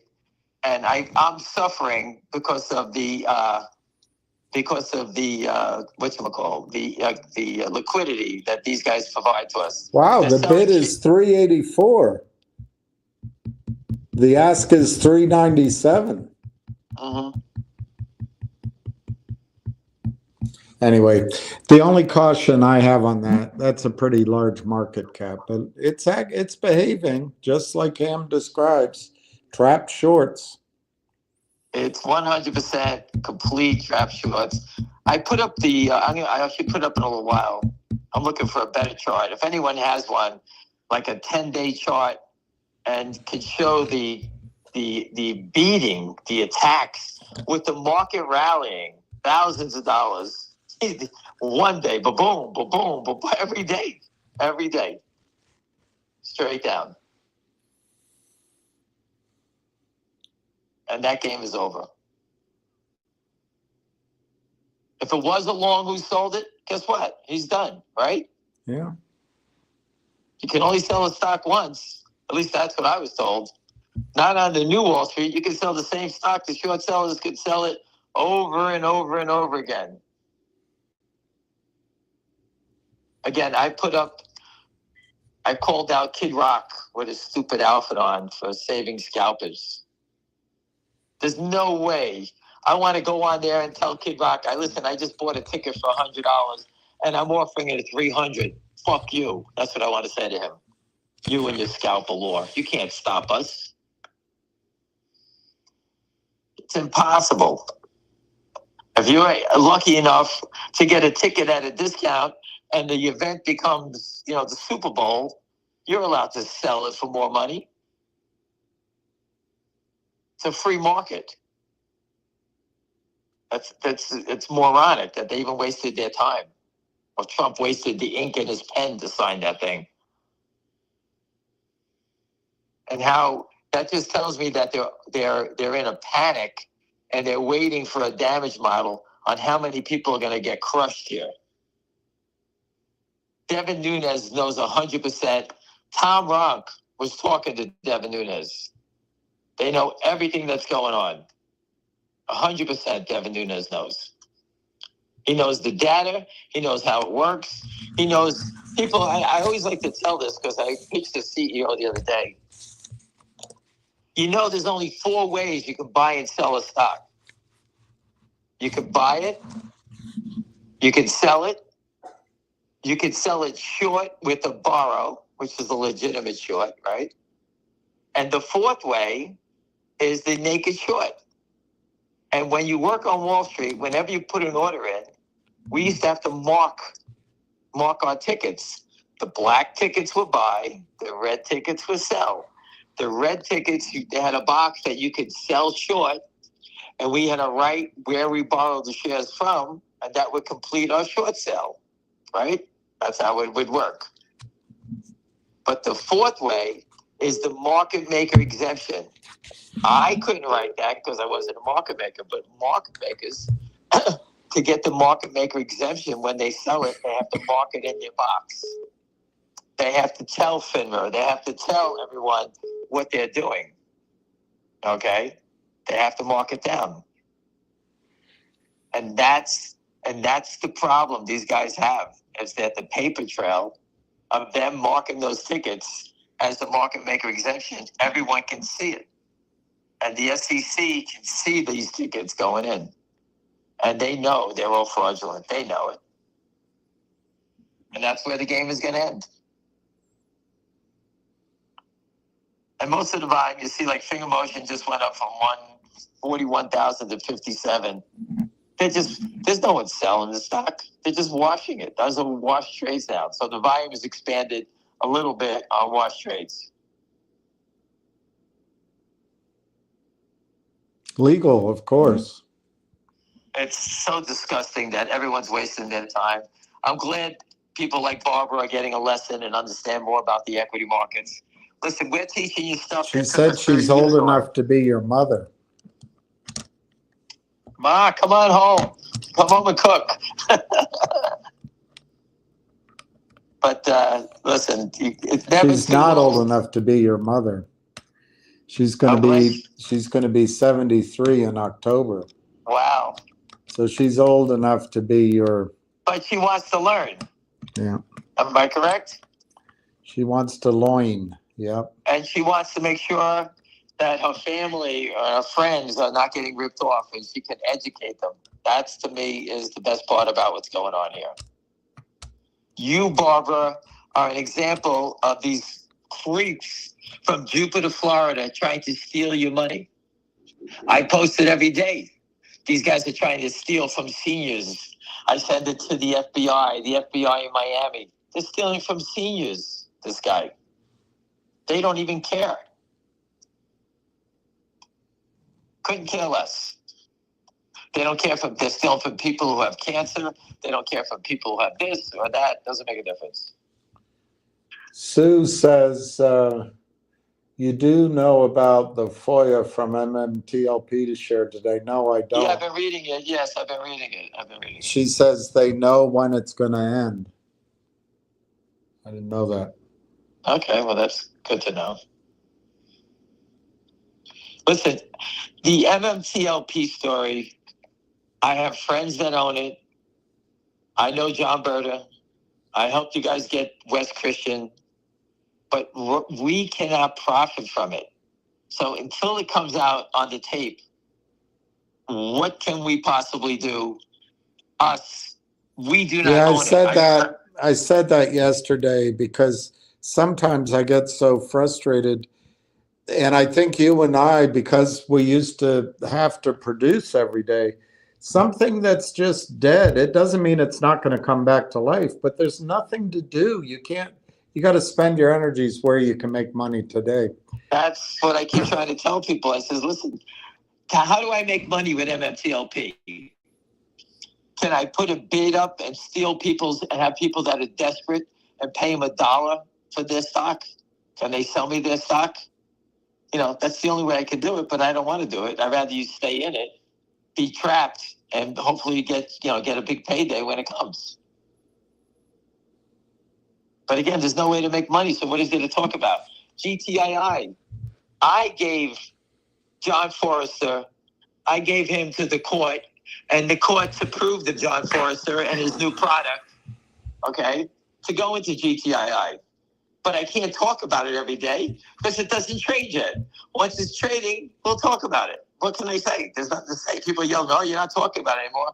What would you like me to say? It doesn't trade. That's what we're trying not to clutter. We're trying to make money so people can make some money and move on and be able to come back and do what they have to do here.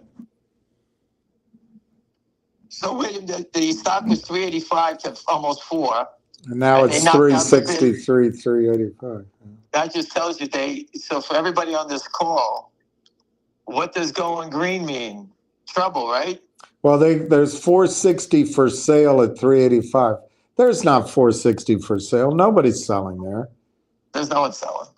That's just spoofing. That's just lying. They need to not have it go up. That's the most important thing. One of the other things people talking about to me last night was the SEC refusing to give the Doge people their emails and whatever else stuff they're doing. I don't understand that the president of the United States is, ordered these people to, or given them permission to do what they have to do. What is everyone fighting about? What are the people in the SEC doing that they're so concerned that they don't want to show? I just love that Trump's going after Letitia James for real estate fraud. It's just great. Couldn't be better. Well, that just shows you some people are buffoons. They think that it's not going to come back and bite them in the ass. And here's Trump going after people. They thought the election was going to be cheated. Right. And they were going to be protected, right? And another 4 years goes down the road and everyone forgets. That's what they thought. They pressed their bets and it didn't work. So now the stock is 387 to 395 with no trades. How's that interesting, right? It's all manipulation, but hey, best, deepest capital formation markets in the world, according to Dickhead Gensler. Oh, that's terrible. How could you even lie about that? His head kind of does look like that. I had the truck at the SEC enforcement conference. The head of enforcement quit. What's his name quit? Gensler quit. It's like the whole thing. Everyone was running for the hills. What's going on here? I told you I paid someone to put stuff on. He put a suit and tie on with him, and he went into the conference before the conference started. And we put the SEC seal on top of a nice binder of information. And it looked like it was the program for the enforcement show.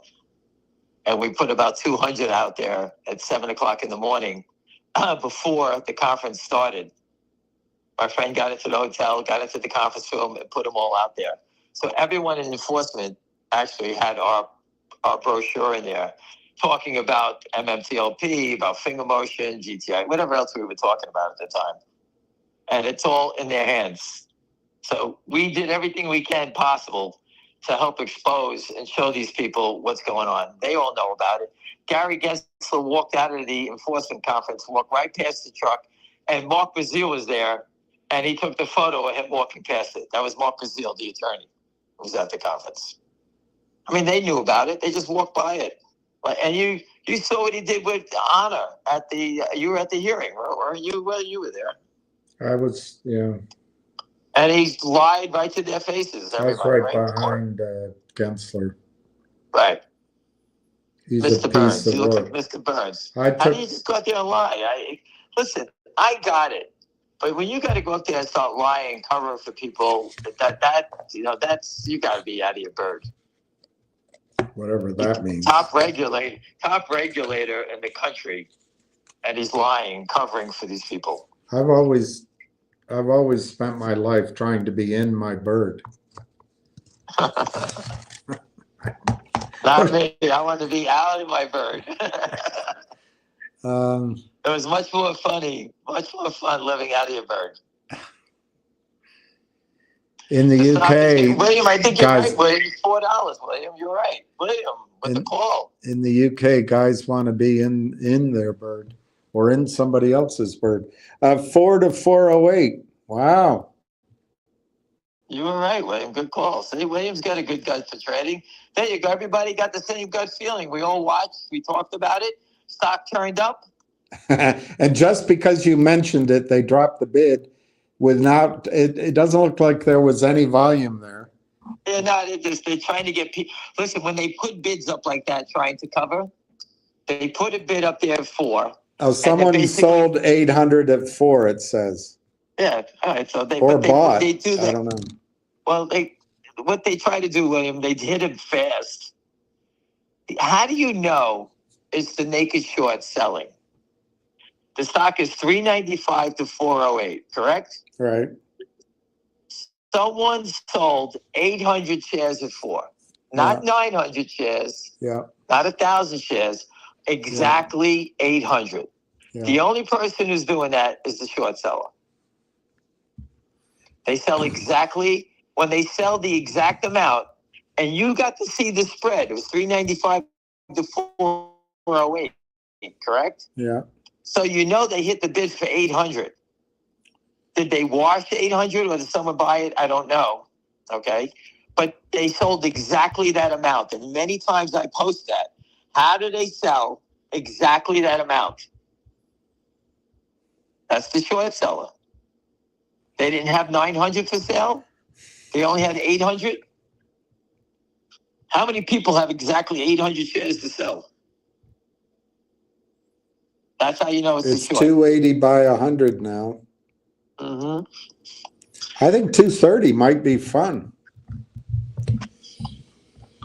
Again, does anyone have any questions about it? This is what a trading desk is like, people, because all of us have a different opinion. And, people on the desk, somebody will come up with something interesting and say, hey, you know what? If GBUX is going, maybe we should buy this one, or the naked short stocks, or this one, or that. This is how you look at it. This is how we used to play. So this gentleman owns almost 20,000 Finger. Maybe you could give an update. Somebody else asked for an update on Finger. I don't know that there's anything new there. Yes, Finger motion. I just gave you the breakdown. I gave you how damaging this is going to be. The selling in the stock has stopped. All you're seeing some wash trades here. Out of 58,000, I would say 30,000 of it's fake wash trades. I've been watching it all day. It's not make-believe trades. That's all they're doing. They try to sell it back and forth to themselves. So they give the illusion that there's volume. So you get, oh my God, look at the volume. People are selling it, which is false. Or they give the illusion that there's no selling. They have to initiate it. So they sell it. They sell it to themselves. They don't want to get short more, so they just sell it from one account to their own account. That's all they're doing, back and forth. And those trades make it look like there's sellers in the stock, which there isn't.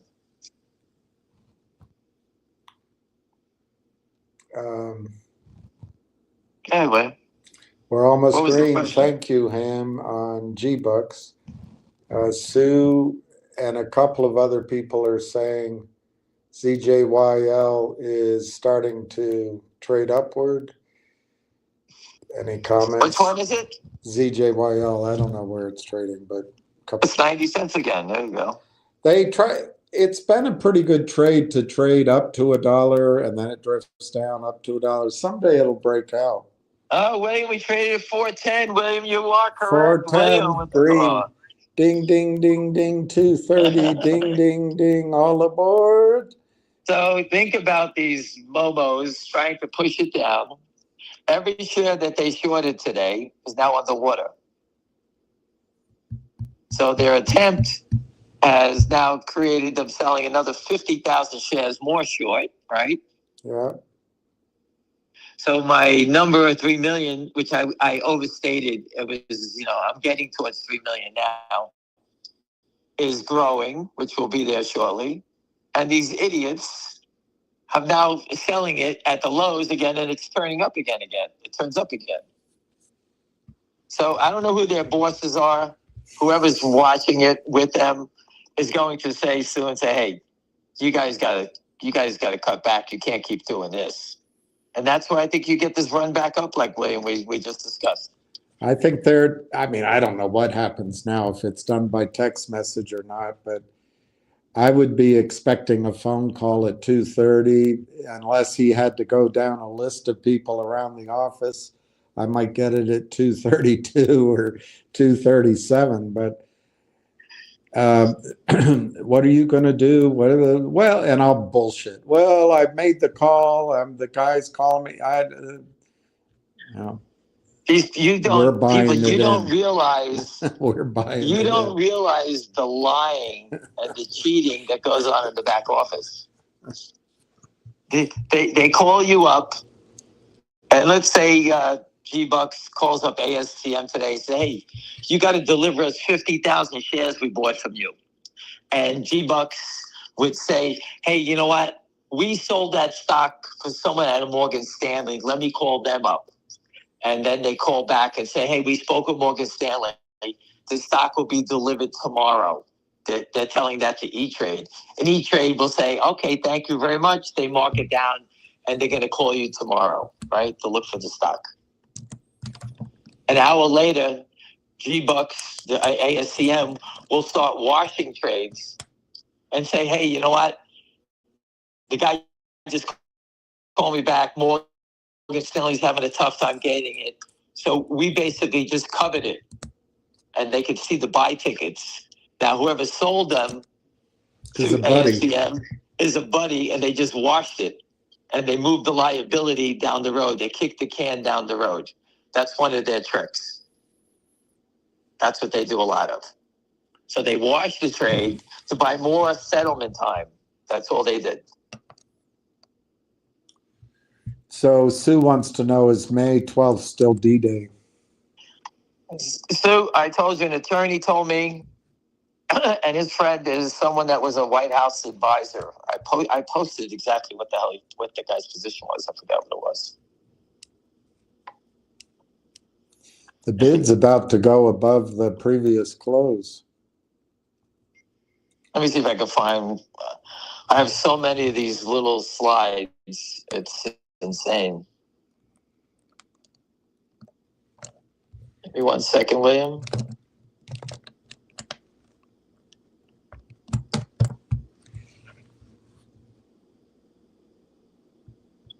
I posted that it was an advisor, a White House advisor. That's where I'm hearing. That's where the guy said he got it from. Oh, I just put May 12th is the rumored day. The president will ban naked shorts and his Kid Rock with his stupid hat on and with his Three Stooges hat on, and Trump. I don't know why Trump lets him in the office. He should just had a slide and just threw him out the office. Are you kidding me? Kid Rock. How old is he? Like 80? Disgraceful. That's what we're listening to. No wonder this country is crashing and burning. We got idiots running around. Idiots? Mm-hmm. It's for you. I read something today that really gets you crazy, William. Some people have donated $9 million to AOC for her political campaign. She used to be hot. Listen, I have no interest in her. I could care less. Well, I'm just saying that people She's going to beat Chuck Schumer, and I bet she runs for president, and she'll beat Kamala Harris. She's good at the. Listen, the one thing she's good at is good at good TV. Just like Trump. I thought I was stupid. She makes me look like Einstein. That one. She's good at TV. That's it. Oh, that's as good at TV. That's what this country needs. We need idiots running it. Well, William, you're right. The selling has stopped. It's slowly moving up. 402 to 410. I could see, William, you know what? A turn like this thing could be, $5 to $7. It'll be up $4, like the other day when it went down 4. So where are those shares today? Well, I put the call in. I told you they'd be in, but it's they're across town. He's biking them over. Yeah, right. This is what happens sometimes. Morgan Stanley needs delivery, and they call up Goldman Sachs and say, "Hey, man, just sold us 30,000 shares of this nonsense. We need the stock." And they go, "Well, we don't have it right now. We're working on getting it." And Morgan Stanley would say, "Hey, if you don't deliver it by tomorrow, we're going to buy you in at the market."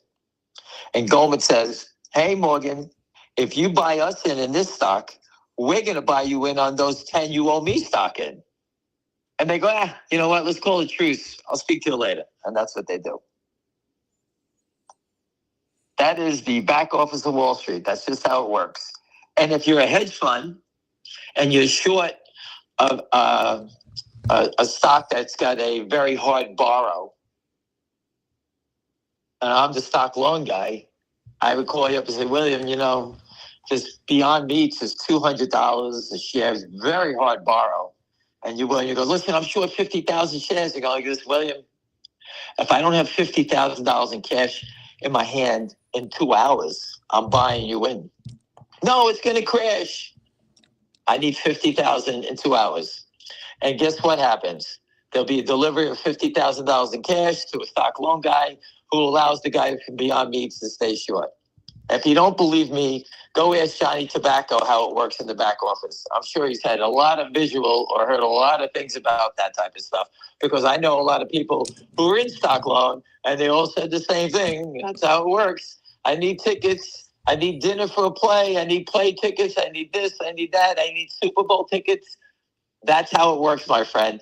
It's unregulated. It is the Wild West. The back office to this great machine is completely fraudulent. The whole thing is fraudulent. And I just gave you the description.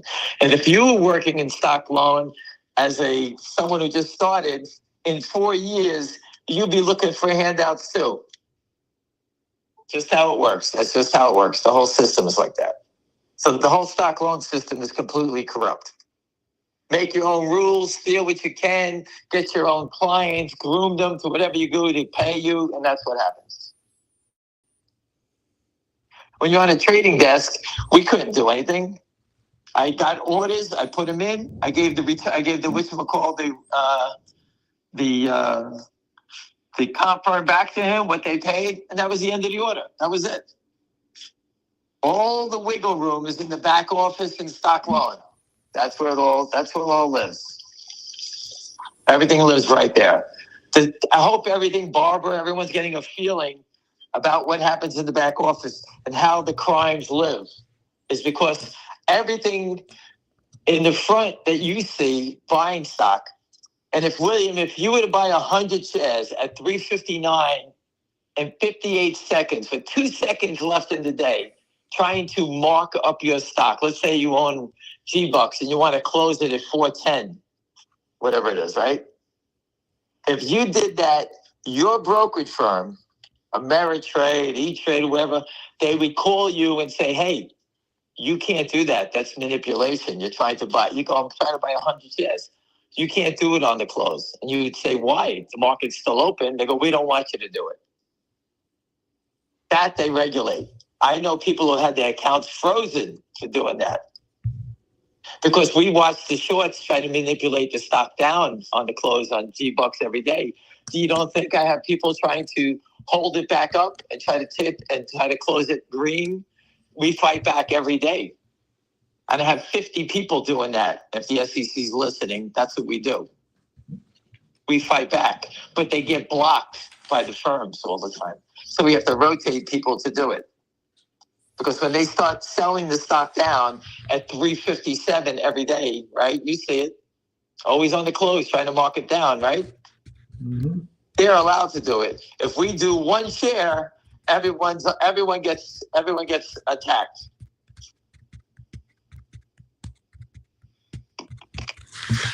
So this is a battle we fight in many different ways, but I want you to understand the back office and how that works.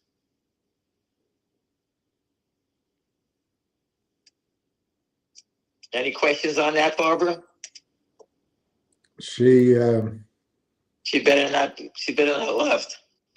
no, she's still listening. She thanks you. She got married in a fever. In a what? In a fever. She was 19 years old when she was married. Wow.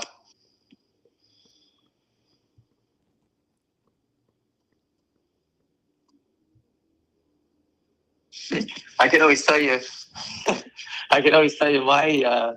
I got married when I was young also to a girl I knew in high school. And we didn't get married at 19, maybe 24. And she decided to start dating one of my friends behind my back as we were married. So I guess that's not good, right? But I was being super aggressive back in those days, making a lot of money trading. And I always tell you the story. I made $800,000 one night on a trade, on a short to Japanese yen.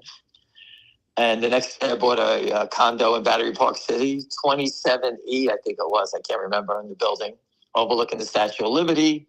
I paid, $700,000 for it, whatever, $650 in cash. And I bought a new Ferrari. I went to the apartment, gave the doorman $50 like a big shot. And I parked my car here. I just got a new car. I went into the building. Barbara tried to open the door, and my key didn't work. And I went back home, and there was a guy standing outside, and he served me, and I got divorced. And I lost the apartment and the car as fast as I made it. I lost it all. And this is someone you trusted from high school? Yep. Eddie Murphy had a whole skit about that. He said, that there is some expensive Well, that's what happened. P-U-S-S-Y. That's what happened. Who's Nicholas Pantano? A professional bowler. I have no idea. The guy Nicholas Pantano was saying on his Twitter something big is coming today at 3:30. I don't know. I don't know who he is, Nicholas Pantano. Listen, we all know it's coming. I've been telling you for days, make your bets. If you have extra money, buy one share. Just be in the names, whatever names you think that, whatever names you've been following that have the shorts that you believe in. All right, we laid out all the data on the names that we follow. The names we follow are not institutional names. GameStop is an institutional name. The DJT's got institutions in it. AMC, all those names. These names do not. We have the lowest short form of short seller, naked short seller criminal on the stocks that we follow. Those other names have funds, big shorts, big players all over the place. And you can see in GameStop, the big players got their way, and that because the company was covered, the shorts covered, and Brian Cohen covered them on 140 million shares. So on that last squeeze to 80, the one my daughter made money on, they shorted it all the ways up, and then they covered it at $18 or $19 on that secondary offering. Nice trade, right? Mm-hmm. But you can say, well, they lost before. Well, they just made it all back 140 million times. Think about that. Even if they made $50, 140 million times. So Alan's wondering, what stock were you talking about that they might retire shares? GBUX. GBUX. I think you heard of the name before. Listen, I tell you what I hear. One thing about Wall Street, and I've told you this before, is we always try to hear things. And you can sit there and say, well, it hasn't been true all the time. But that's how it goes. I'm not the CEO of the company, but when you hear things, you take, and you say, okay, let's see them do it. So that's what I'm watching. And that's why I'm not panicking selling, because I think that the company is being run by bright people. And, coming out of Goldman, I don't know exactly what the blueprint is, but you know what? They seem to have done a lot of good things with small companies before. Small companies turn into big companies. And that's what I believe.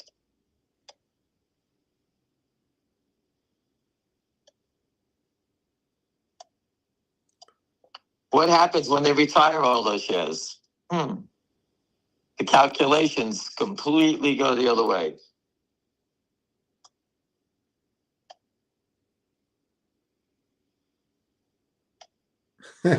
Barbara, it happened to her too. But she just packed and left. He had a girlfriend. I said, Barbara, too bad you didn't bump into me. We were both walking in the street. She said he had a girlfriend, and she said 2 words, and it was not Merry Christmas. I have one better, Barbara. All right. I hope my new wife doesn't listen to this. But when I lost everything, I had to get a big lawyer to sort of save my ass from her taking more from me. The judge was brutal to me. He demanded that he could see that I just made $800,000. He thinks I made $800,000 every day. So he demanded that I go make more money to make sure I take care of her, my ex-wife. And the bills from the lawyer were just terrible. So I did the honorable thing. I started dating the lawyer's assistant to keep my legal bills down. I guess you can gather where that was going. I did whatever it took to save money and provide any services that I could provide. No one thinks that was funny. That was a good one, William. It's a good one. It's a true story, though. So the problem is she didn't want to leave after a while. I was like, oh God, what did I do? So if Jeff Lind offered you $20 million, would you stop talking about finger motion? 100%. I would throw you guys right out of the bus. Run you over, kill us. Nah, the money doesn't mean anything anymore. Money's not going to get me back to being 20 years old, so it doesn't mean anything. What am I going to do? Just deal the hand that I've been dealt, and that's it. Just keep going forward. That's it. Listen, I'm doing this. Does your ex-wife still own that property on Battery Park? I don't know. She worked at Goldman. Yeah, she's probably climbed herself right up to the top. Mm-hmm. I've never spoken to her again. Why would you? The best part, I was playing baseball with my son in a park. And the guy came over to me. My son was a catcher, and I was pitching to him. And he had a letter? No, he introduced himself and says, I'm the guy who repossessed your cars. I had 2 Ferraris at the time. They took both of them. So she took everything and started jamming some high-up guy at Goldman. It's unbelievable. All right, well, you have to bring out all the details. Unbelievable. It's tough being a woman in this world. Listen, again, she could have hate me all she wanted, but you don't take everything. But the best part about it, what'd she do with your hair?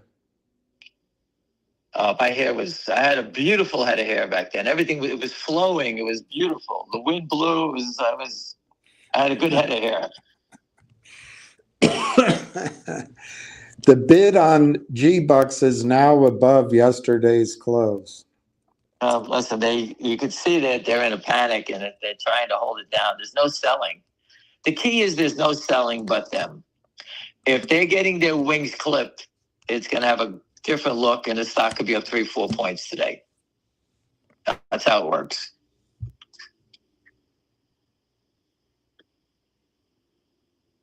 Is that it, everyone? No one have any questions? Come on. This is the stock market. You can ask me about other names. I'll look at it. Nvidia, as you call it, is down 10%. Of course it is. Yeah. Listen, we've been here. I've told everybody when it was going, sell it, because when they want to get out, this is what it looks like. Everyone went in the same door. They're all trying to get out the same door. These money managers have no idea what they're doing. They're all following the same pattern. If everyone's buying NVIDIA, I want to make sure I keep up with them and do the same thing. That's what they do. That's all it is. They did the same thing in Apple. They do the same thing in NVIDIA. They do whatever.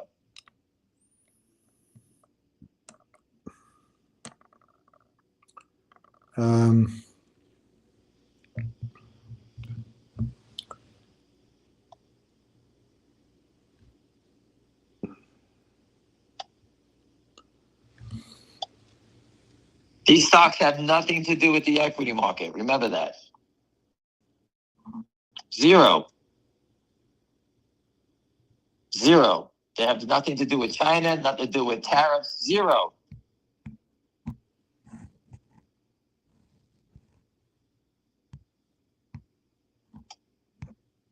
I slept late today, William. I slept till 5:30.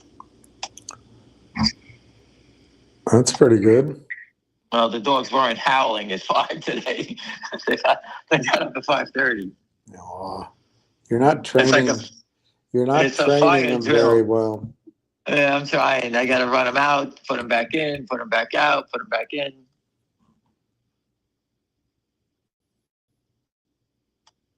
They'll do what you want them to do if you just are consistent. You heard me yesterday training them. Get out of here! Don't do that. Nothing in the training book for me, but chasing them with a wiffle ball bat, trying to hit them as they're running around. Get out of there! Stop doing this. So yesterday I was at the hospital, and my daughter's white blood count has gone down. I'll say it was at 1 million. It's down to 500,000 now. And I don't know the name of the drug company, but they're giving her I think it's a $2,500 shot for free. And she's taking the shot, and it's basically put her white blood count back down, which is important, and all is good. So we have to monitor it. So Powell doesn't want to help out Trump. I guess he just talked. That's why everything's going down. What do you want him to do? A cut? Well, yeah, he's not going to act, but eventually they're going to do QE again. I think. So GBUX was 405 to 410. Someone came in and offered 750 at 408. Not 409, 408. I told you Wall Street's about pennies. Every penny you can get in your pocket is a plus. And those pennies add up. Save 100 pennies, you save $1, right? Think about trading. Let's say you lose $1 in a stock. You buy 1,000 shares, you lose $1,000. If you come back and you start trading and you say, okay, I made 3 cents, 8 cents, 5 cents, 20 cents, 18 cents, blah, blah, blah, blah, blah, blah. Say, wow, I did 10 trades. I didn't make a lot of money, but guess what I made? $1.05 on 1,000 shares. Well, not only did I make back the 1,000 I lost, I'm up $5. Or whatever it may be. That's Wall Street. You got to keep trading. You keep trading. You got to stay black, stay in the black, whatever you can do.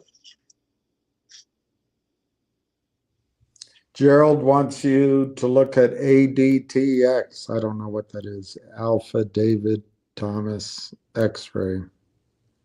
It's down 20 cents on 247,000. 90-day volume is 2 million shares. They did the reverse already because it's the year high. It's at a 52-week low again. So they did a reverse I don't know when they did it, but the stock has gone straight back down because the 52-week range is $2.17. And the 52 range week high, William, is 27,200. So everybody looks at these stocks and they've just been devastated. These little dead cat bounces are not. This stock has been devastated. If you do the same math at MULN, it's down again, MULN. It just did a reverse again. The 52-week low is $1.12, which was today. And the 52-week high is $4,710,000. That's how many reverses they had. They just dropped. They had to steal, I'll say, $5 billion in investors' money from MULN. They just dropped GBUX down from 405. They did 110 shares at 402, 160 at $4, and 126 at $3.93. All right. Notice the odd lots, William? They're communicating. That's what they do. And when you see the bid hit, the 405 bid was hit, the $4 bid was hit, and then they were nice enough because the bids were knocked out.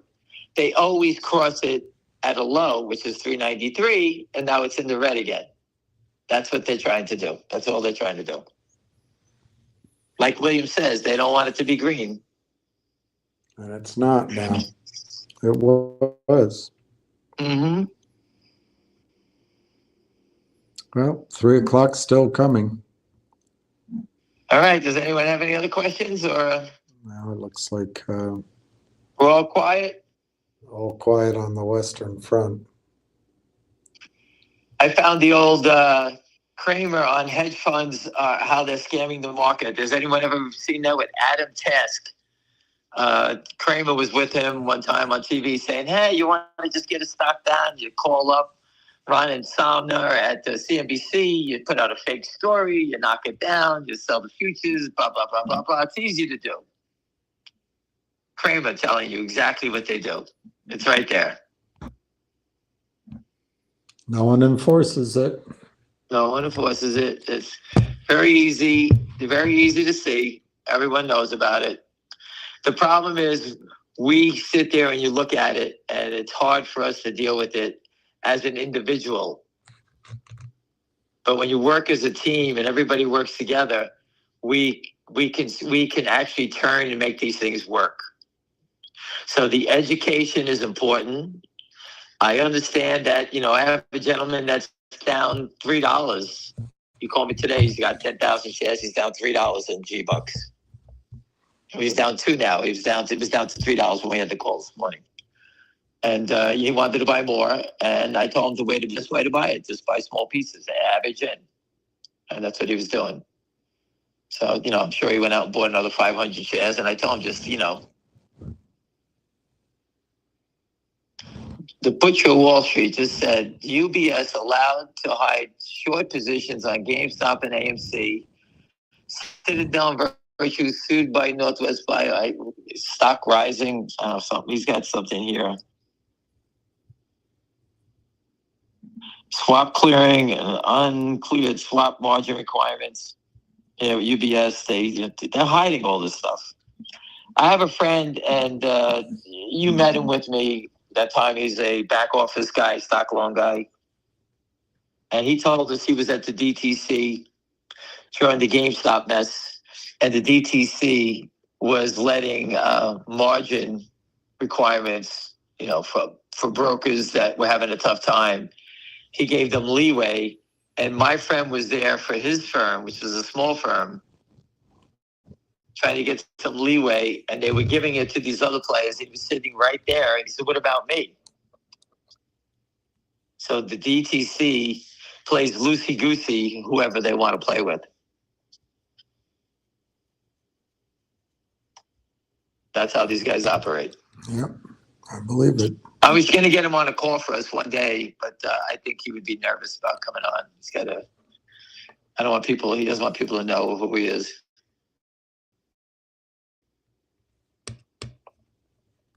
because he still works on the street. He worked at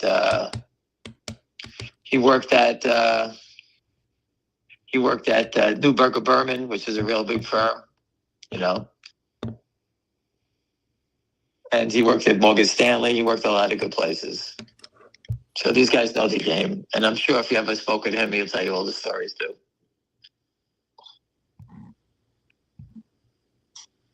They did 126 shares at 393. Unbelievable.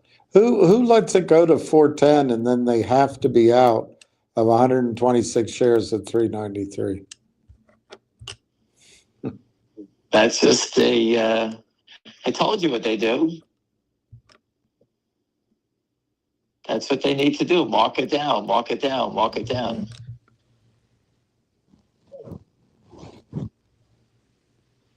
All right, I don't want to keep everybody and bore you, but does anyone have anything? Nothing? Well, I don't know. The impossible questions. When does GBUX squeeze? When GBUX squeezes and GBUX come out with a record date for a dividend, where does GBUX settle? Where does the stock settle? I think when GBUX comes out with the dividend stuff, which I heard is coming,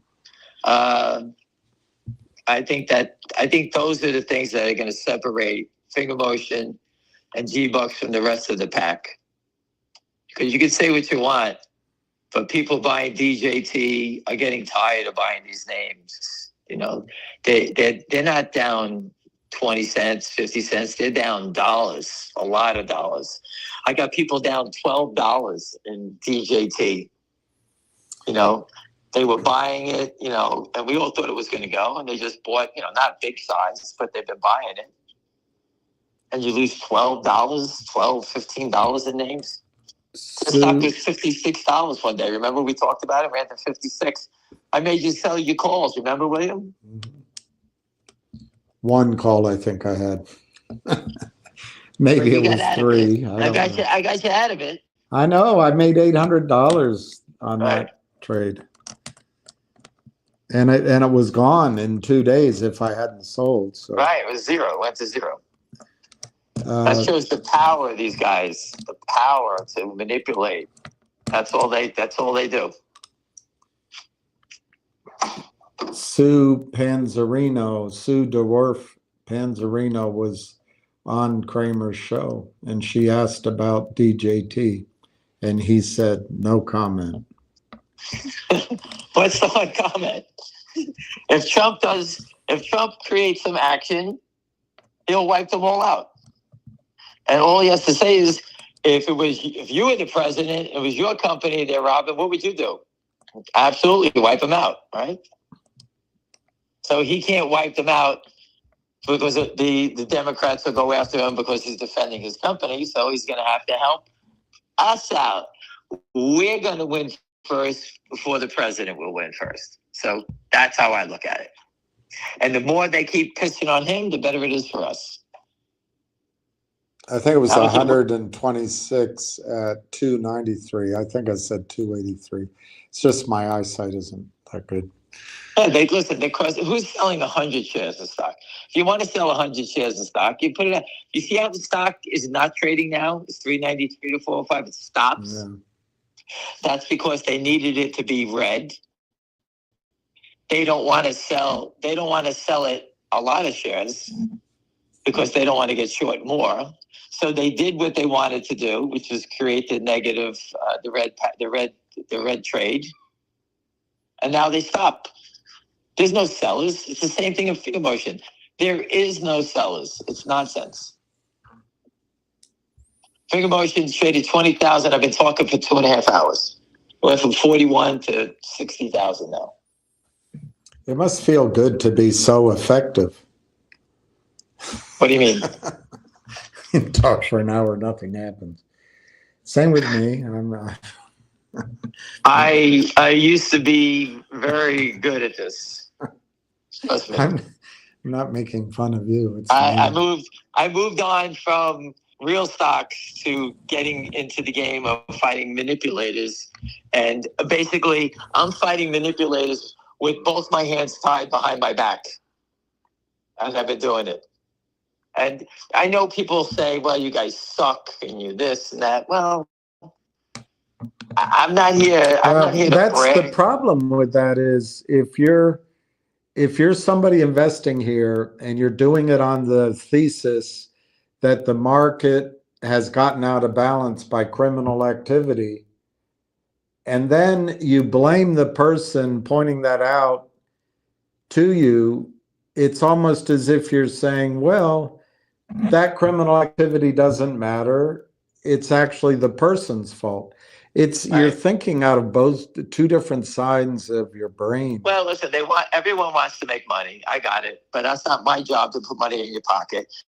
I'm just trying to show you how the opportunities that can make you a lot of money, which I believe they will, and how to avoid getting caught in these traps to these stocks. And there's certain things that you can't do. In GTII, if people were fair to me or to you, we were talking about it. I had conference calls every day, William, remember? 50 people on it, 30 people on it. Don't bring me into that stock. No, I'm just kidding. No, it was 30 cents to 50 cents to $1, pull back, whatever. I talked about it every day. Every day we did it. It went to $9. Some people sold, some people held on, some people bought. That guy Lou was promoting it at one point. Okay, then he got everybody out. He created a crazy firestorm in that thing. But if I wanted to sit there and toot my own horn, I started that thing below $1. Yeah, I know. And it went to $9. Then we picked up Finger Motion, which I was in. It was below $1. It went. I got it to 17 one time, squeezing the shorts. Back down, back up to 10, back down, back up to 7. Yeah. It's had 3 squeezes in it already, but still not the squeeze that I'm looking for. But it's had 3 opportunities to make a lot of money. And a lot of people did, because a lot of people have disappeared on me. People I spoke to all the time. Which is okay. That's what it's about. You want to make money. But this is about, to me, is that we're looking to make money and change the system so that my children and your children, your grandkids can invest in the stock market. When they make money, they can put $10,000 into a stock and wait 3 years and come out and make $200,000, and they can put the money down on the house or go on vacations. That's what it's about. Because not everybody here is wealthy. And my parents passed away, and we didn't have any money. My father was a garbage man. My mother was a secretary. So it's not like I'm sitting here waiting for millions of dollars to be passed down. Chuck Schumer's father was an exterminator. Right.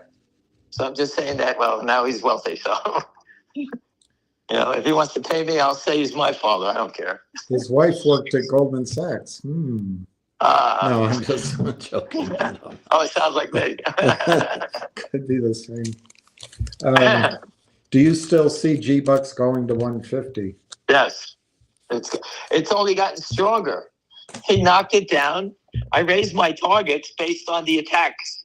If you're following me, I said the attack down tells me that this is going to go higher. That's exactly what I said. So the 408 offer is now at 405. They just can't have it. 410, 408, 405. Offer it down, 200 shares. This is like petty trading, what they're doing here. Let it go up. If they're so positive the company's garbage, let it go up. Make more money, but they can't. That's not the game. The game is short, distort, and hold it down. That's what they're doing. Our education has destroyed these guys. Yeah. And you don't think the exposure is hurting them. It is. What's that? I'm sure they're as scared. David says Citadel is trying to sell 3,000 GBUX at 370. They should have sold it at 408. No, they're not trying to sell it at 408. They're trying to get... anyway. Isn't it still 3,000 at 370? He says it's on level 2. It's not a legitimate trade. They're just spoofing. Spoofing. It's spoofing. They're spoofing it, and no one's taking it down yet. They don't even know they have it up there. It's such a shame that our brains can, on the one hand, understand that it's all fraud. And then on the So there other it goes. It hand, went from 405. They They- dropped from 200 shares, 100 shares to 402. yeah, I mean, Not 404, not 403, 402. and now it's 390 bids. So what knocked out the, Nothing. they did 100 shares at 401.99. That's someone buying shares. And now they just did 165 shares at 390. All right. And then they dropped the bids. Hurry up. Nobody bid. Everybody together. So why all is the it shorts. always 165? Because some guy named Joe is trying to communicate with some guy named Blow, They and can't talk on their phones. They can't, not allowed to do it. and they're saying, all right, I'll do it this time, you do it next time, we get it down, we're gonna cross, and we'll meet at the bar, and I'll buy you a corned beef sandwich. That's exactly how it's done.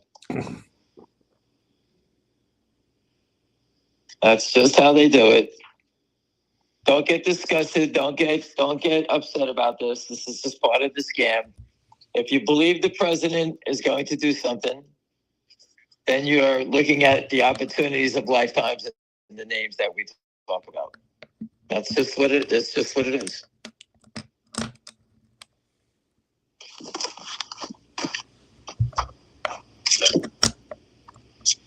Wow. AI affect OpenAI is going to pay $3 billion to buy AI coding startup Windsurf.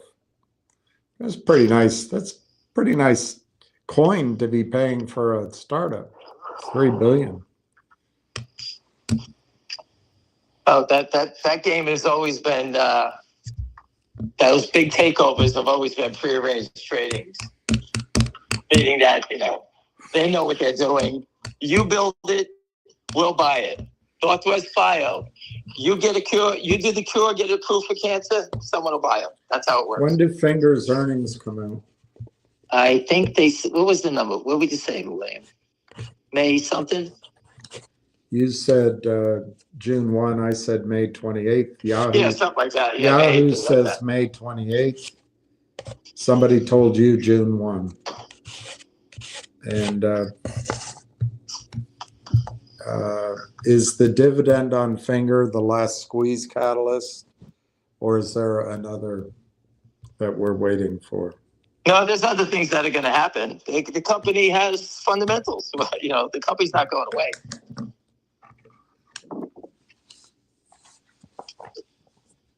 The company's not going away. They have fundamentals.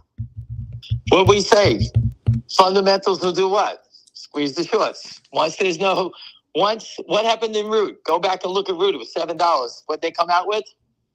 Some fundamental news that changed the story, and the stock went from 7 to 181. Before that, you think GBUX was going down or Finger was going down? You should have watched Root go down. My friend's a billionaire, called me up. I told you. He bought 200,000 shares in the IPO. It went from 27 to $1, 80 cents. Then they reversed it back up to 25 and went from 25 back down to 7. Then the company came out with the news, and that's when it took off.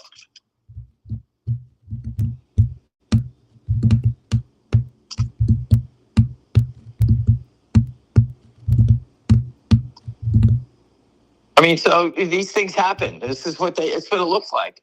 Imagine being in that stock Root. I'm just telling you, it went from 27 to 80 cents. It was the biggest IPO in the state of Ohio ever.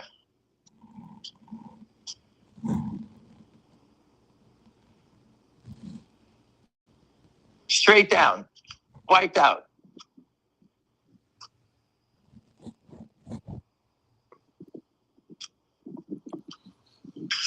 Where are the Finger big buyers? Why aren't the big buyers buying anything in Finger? Where there's nothing to do with Finger big buyers? You'll see them. 371 to 399. How does the whole thing drop like that? on no volume. Let me see. Because they can manipulate it, 100 shares, they sell it back and forth to each other, and the game is just to get you to bail. That's the game. That's the whole game. 160. What can we do? What can we do to get William to bail? 160 shares changes the whole narrative on a stock. That's what you're looking at. You know? I think I would have bailed on the woman before the $800,000 condo.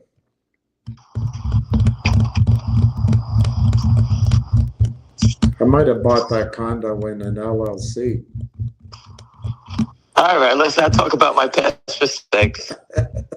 I showed everybody now. I've never made any mistakes. I just stay broke. It's easier. I've never made no any one wants mistakes. even to know me. They don't ask me to go. They don't ask me to go out because they know I'm broke. They don't ask any questions. I've lost Boy, more. you got chilly outside.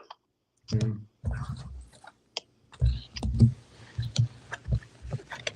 That was a lot of money back then too. It was a ton of money. I bought a brand new Ferrari, had a brand new car, brand new house, everything. There was a guy in my office at Merrill Lynch, a big office. We were the flagship office.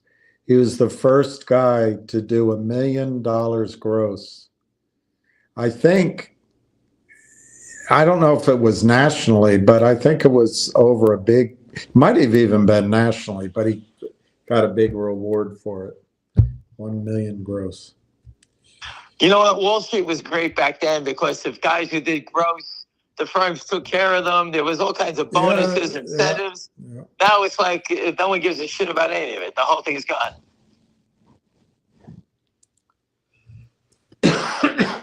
It doesn't exist anymore. Listen, I have to run. I got to put away the dogs. They're making a mess. I'll speak to you later. Thank you. All right. Let me have some water.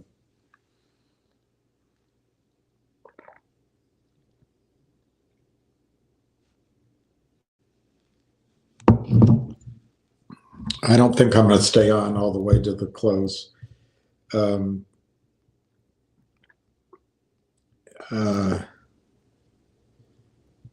He's right. They want GBUX to close in the red, but that's not a sign of strength. That's a sign of weakness. They just did a trade 155 at 371. That's all fraud. And Gensler doesn't care. And then 155 shares at 394. It's all fraud. Adina Friedman doesn't care. Robert Cook doesn't care. Chuck E. Cheese Cromwell doesn't care. Ann Wagner doesn't care. Sourpuss Maxine Waters doesn't care. It's incredible. Someday China will have a market that's honest and in English and Chinese, both languages. And but it's just not yet. Railtown 31 cents, 95,000 shares. It looks like they want everything to be in the red a little bit today. So I guess beware the Ides of Holy Week.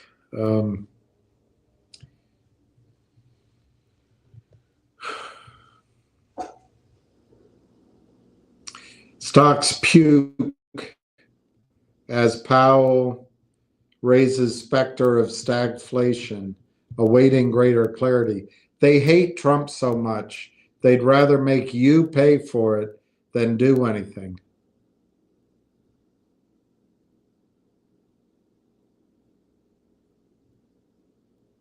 He's concerned that tariffs are going to give a rise in inflation, therefore he's not going to do anything. That is not good economics. That is not good economics. On the other hand, he's got the job and I don't.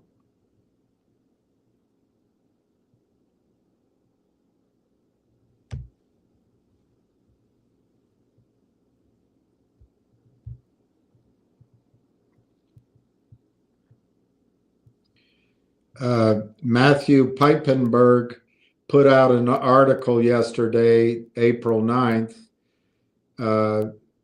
Sorry, I guess that was last week.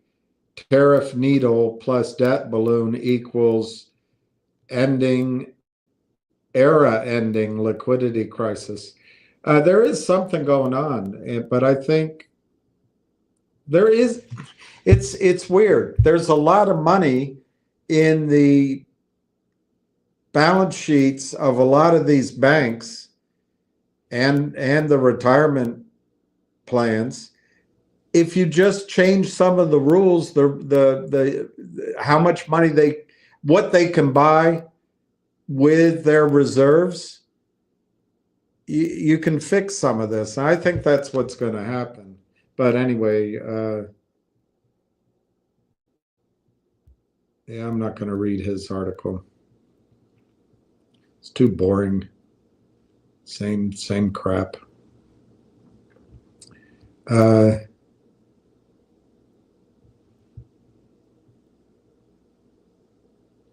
394 on GBUX, 370, 394. I would trust the rally in GBUX today, not this distraction of it being down. That's not a sign of strength. The sign was when they got the bid up to 405. They just had to communicate with each other to help it out. So I just want to remind you of something. This is from Michael Maloney. As you make your profits and you think of things to do, it won't take very long, and it'll probably be how I end the call. But he points out that gold endures. Most of gold that's ever been mined still is around.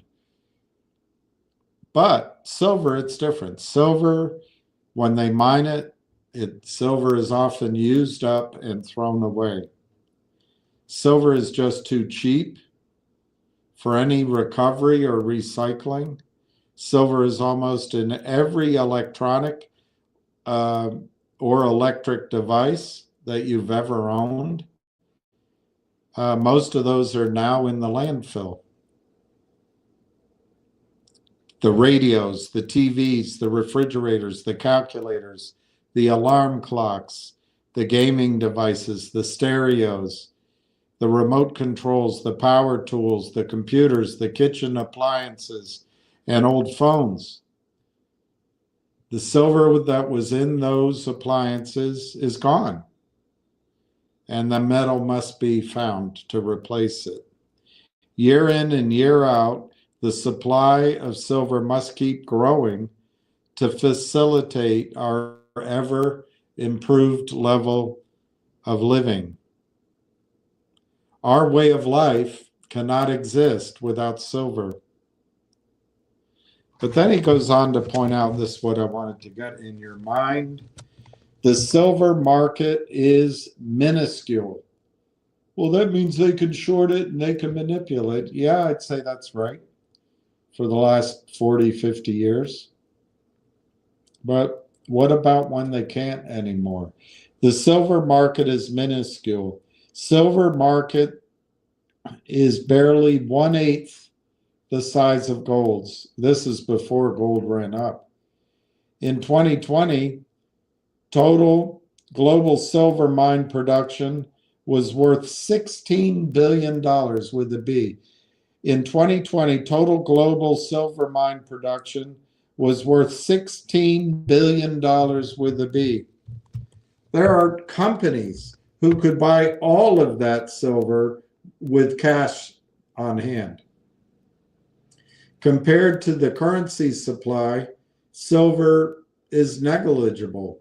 In 2020, the US currency supply increased. It increased. The currency supply in the United States in 2020 increased by $3.9 trillion. $3.9 trillion. The US currency supply increased by nearly 250 times more than the value of the silver produced in 1 year, just 1 year. When almost everything, he says almost because silver is not in a bubble, and as John Quasson points out, neither are platinum and palladium. When the almost everything bubble pops, there will be a rush for shelter. Gold and silver have always been the ultimate safe havens, and this time will be no different. Gold and silver both will be in demand, but silver, sometimes called poor man's gold, poor woman's gold, poor 27 different genders on the wall of the hotel down on H Street, man's gold, will stand out as a real bargain. When the public finally awakens from its coma and comes charging in, the public will correctly reason that $50 silver can easily double, triple, or quadruple, and that silver at $50 can more easily double, triple, or quadruple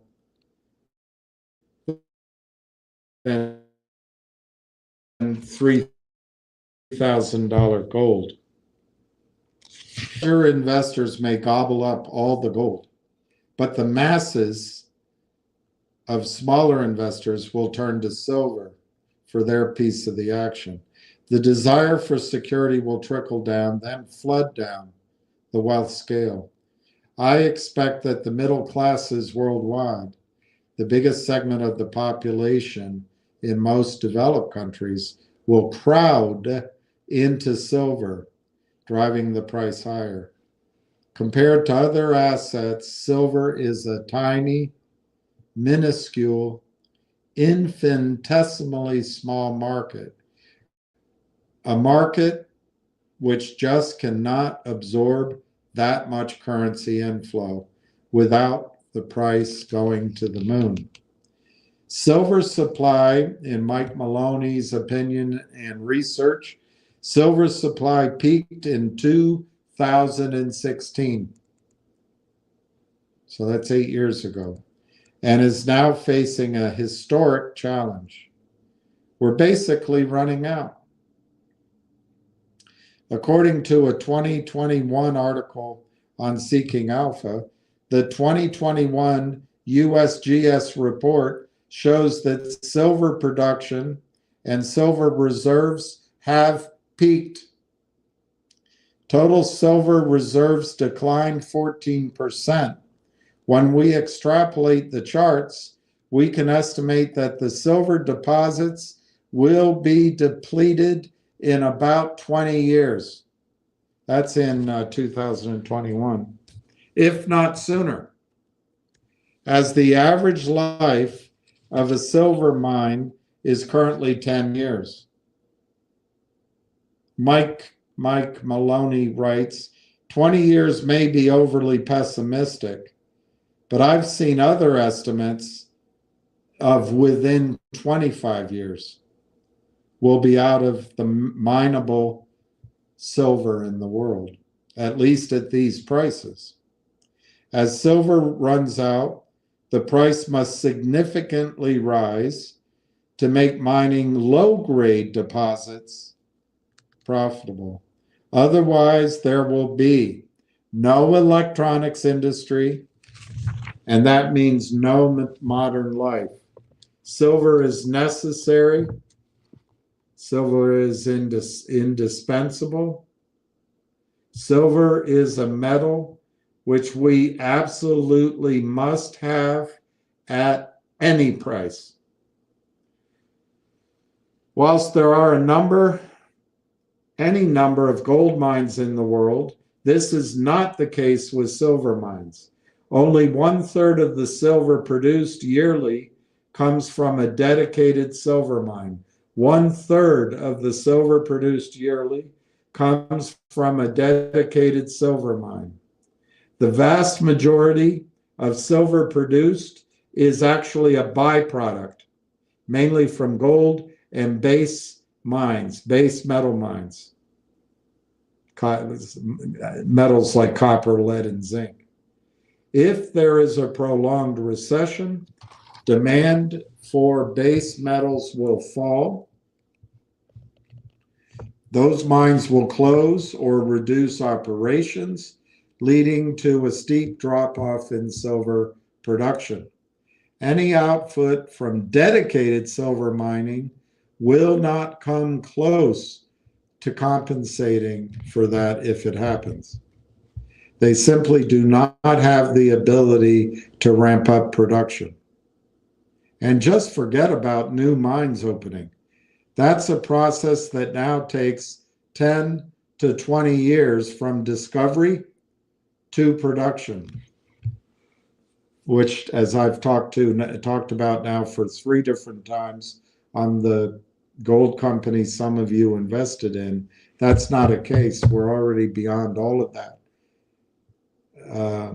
It's probably a 6-month to a 1 year to an 18-month time frame, not 10 to 20 years. So if you see demand for and the price of base metals start to drop, that's in a recession or a worldwide crash, that's a sure sign that higher silver prices are coming.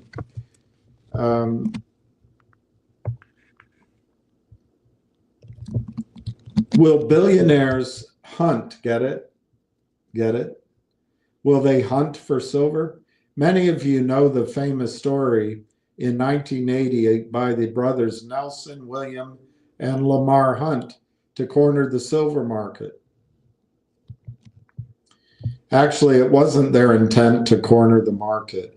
They believed, quite reasonably, that fiat currency was a scam and that the dollar had only been a unbacked fiat currency for a few years. They were loading up on physical metal as a protection from what they believed was the imminent demise of the dollar curve. That scheme failed when the government intervened to squelch margin trading. But what could happen today? Could a billionaire buy silver? Elon Musk is far more wealthy than the Hunts ever were. He could probably buy all of the world's supply of silver out of petty cash. And he might want to, given Tesla's dependence on silver. Will anyone else try it? Nobody knows, but it could happen. Something else happened in 1980.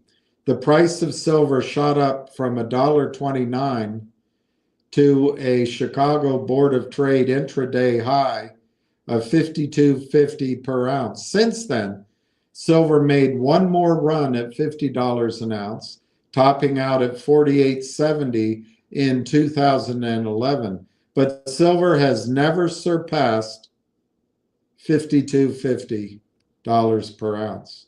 I would argue that silver is the most undervalued asset in the world today. Can you think of anything else that is selling for less today than in 1980? Can you think of anything else that is selling for less today than in 1980? Silver was definitely in a bubble in January of 1980.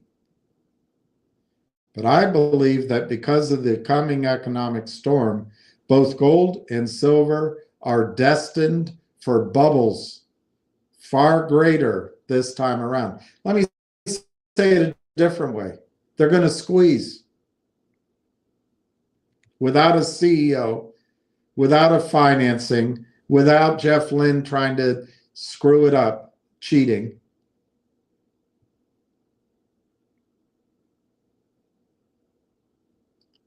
Let's compute what the silver price would be if it went into the same type of bubble relative, allowing for the growth in currency since 1980 and relative to other stock prices movement since 1980, adjusted for inflation.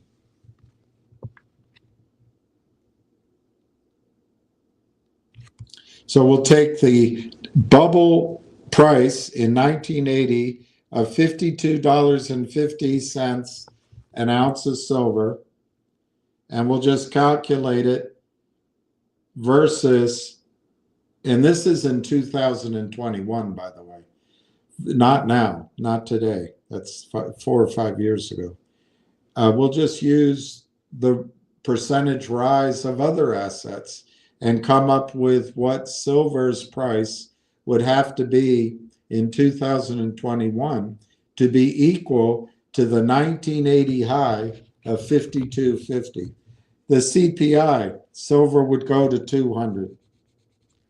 The median home price, silver would go to $468 an ounce. The Wilshire 5000 stock index from 1980 to 2021, silver would go to $2,178 an ounce. 10-year treasury bonds. Remember, silver has never achieved since 1980, $52.50. If silver just did what treasury bonds have done since 1980, $1,059 an ounce, $1,059 an ounce of silver. If silver just replicated what the United States GDP has done since its all-time high, silver would be $468 an ounce. If silver were just adjusted for the amount of currency in circulation in 2021, silver would be $971 an ounce. If silver were adjusted for the M2 measure of money supply in 2021, silver would be $781 an ounce. In other words, using the 1980 $52.50 high and extrapolating it. There's another measure of money that the Fed discontinued in February of 2021. This is a category of currency that includes institutional money market funds. And using that measure, which is no longer tracked, but in February of 2021, silver would go to $1,250 an ounce. If you average all of these, in the next, if silver were to catch up and to go to the equivalent of the $52.50 high of 1980 and catch up for the move in all these assets, the average would be $921 an ounce. $921 an ounce. There is no asset out there that, in my judgment, gives you, if you're willing to hold it, there will be ups and downs and there will be spikes, but and spikes and declines. There's no asset that gives you the upside in return for what I think is limited risk as silver.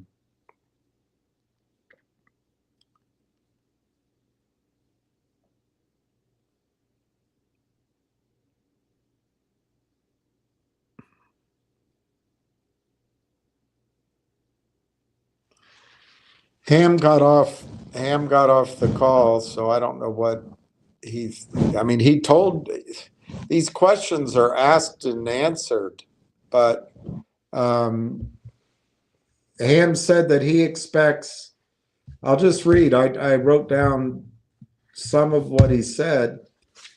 He said, these people keep selling it down. After 7 days, it's got to be um, over 3 million. He knows of people that own 300,000 shares, 50,000 shares, 25,000 shares. And even with all that selling on bar charts, it comes up 64% buy.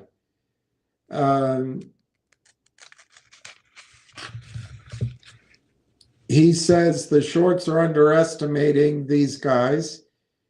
And then he says that the shorts can't break the stock. They do not seem to be able to break the stock because it's tightly held. Do you think it can go up? And is it going to go up quickly? The numbers are huge. This is him. When, any day, any time. How high? $100 to $150. I think it'll move before finger motion. That's what Ham said today. I don't know if it's true. If GBUX goes over $100, the price will be divorced. The market cap will be divorced from reality, so it's just a short squeeze. But that's what he's saying. It can go to $100 to $150. I don't know, but they're fighting very hard to keep it down. They don't want you to see it in the green. They want you to ask these questions over and over again. And fair enough, fair enough. That's the game we're going to be in. These guys don't think. They don't ask questions. They do not care. This is just one stock of hundreds. As the stocks go up, they sell. They have computers that sell. As the stocks give news stories, the computers sell, sell, sell. They sell stock. They don't borrow. They don't locate. They don't own. They do it through shady market makers. They borrow the stock from stock loan departments, from Goldman Sachs down to Alpine. They sell it through their friends. They sell it through LLCs. They give little codes. They're not all Jewish. It just happens that they are. It's just a weird thing. They're just guys that know how to do this. My view is they happen to be Jewish because that's who's teaching each other how to do it. And they can meet each other and trust each other. I don't know why. I don't know why they all happen to come, but it's just a small group of guys. This doesn't condemn a whole religion or a whole faith. I bet this is 25 guys. It might be 50 guys that do this. That's it. They got to bribe people everywhere else. It's not a lot of guys. I'll tell you what, maybe it won't offend anybody. They're all male. They're probably all straight, and they're all white. That probably won't offend anybody. If I tell you these are white, straight, heterosexual males, that probably won't offend anybody. So I'll stick with that. But they cheat. They break the law. And then NASDAQ doesn't care. OTC Markets doesn't care. FINRA doesn't care. SEC doesn't care. The Oversight Committee in the House doesn't care. The Senate Finance doesn't care. Journalists don't care. Nobody cares. And Ham tells you that in the case of GBUX, now Ham has told you about GBUX since November, December for sure. It was 70-some cents a share. And he said he's hearing big things. It's out of Goldman Sachs. They're going to do a big deal. Blah, blah, blah, blah, blah. I didn't buy any. Some people did. Some people did. And it gave 10x. But then the shorting came in. These are guys, these are white straight males out of Florida doing this shorting. And They collude with each other. They cheat. They break the law. And Gary Gensler, and I'm sure Atkins both, really do not care about the over-the-counter market. They don't care about the NASDAQ market, at least for smaller stocks. The over-the-counter market doesn't care. NASDAQ doesn't care. Lawyers don't care. Law firms don't care.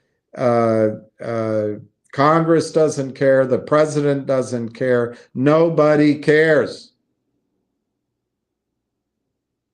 It's all fraud. It's all cheating. So then you ask, well, is this going to be like Root, or is this going to be, does Ham think GBUX trade like Root since the short count went up, or it will go up quickly, in his opinion? He's given you his opinion.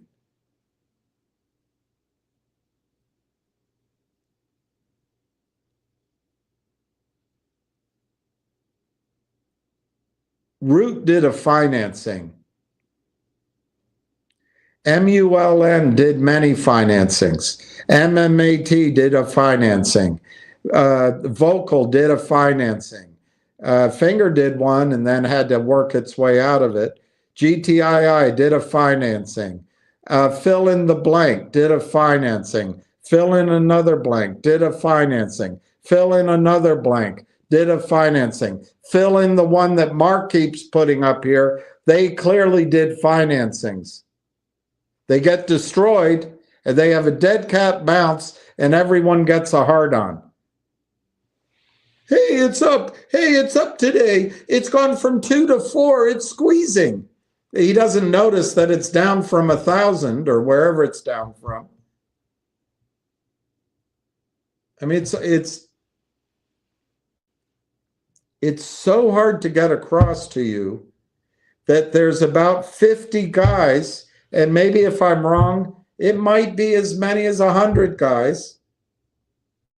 And let's just stick with the characteristics of these guys that it's okay to make fun of. They're white, they're male, and they're heterosexual.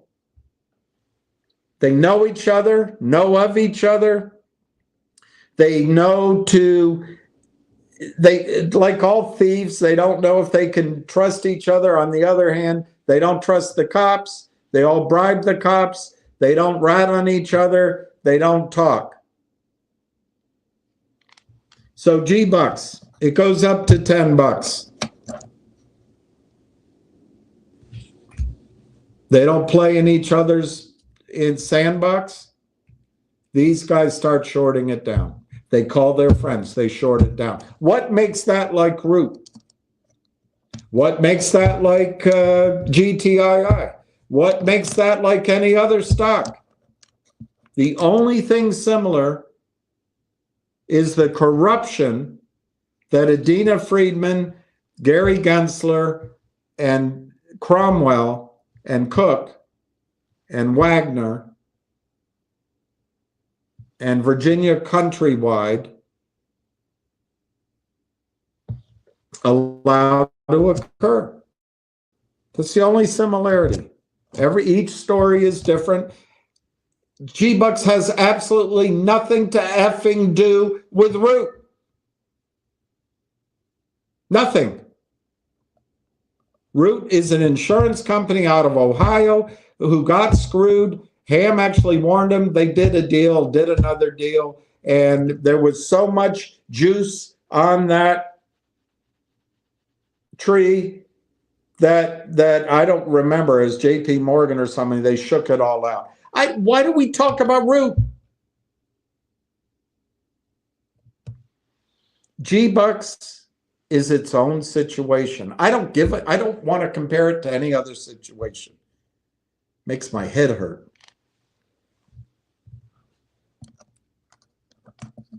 Ham brought that to our attention live, let's say December, at 70 cents, roughly. What he said basically back then I'm hearing out of Goldman Sachs, hearing rumors they're going to have a big year.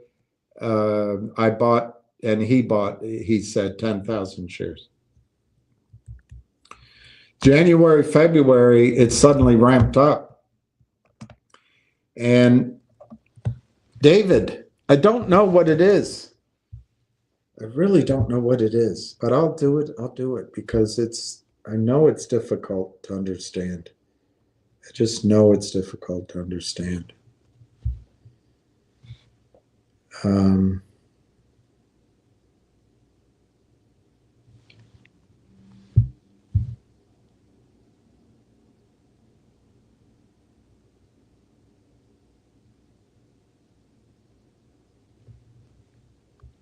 It's just so hard to understand.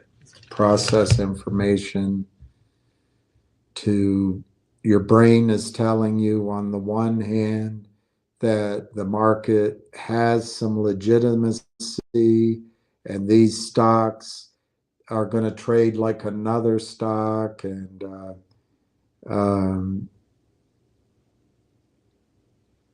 right, I'm going to read from 4 months ago. I'll go all the way back to 7 months. I'll read the headlines. GBUX has filed SEC Form 10 and all required documents to qualify as a fully reporting OTC QB corporation. That's where Charlie Chuck E. Cheese works. He doesn't care. But that's the highest, or an upgrade over Pink Sheets. I don't know if it's the highest. They changed all the parameters. Then 4 months ago, GBUX files audited financial statements with the SEC, applies for OTC QB listing. 3 months ago, GBUX President Umesh Tim Singh reviews 2024 growth milestones and outlines 2025 strategic vision. 2 months ago, $39 million transaction. GBUX signs letters of intent. What does that mean? Letters of intent. What does it do? Headline, letters of intent.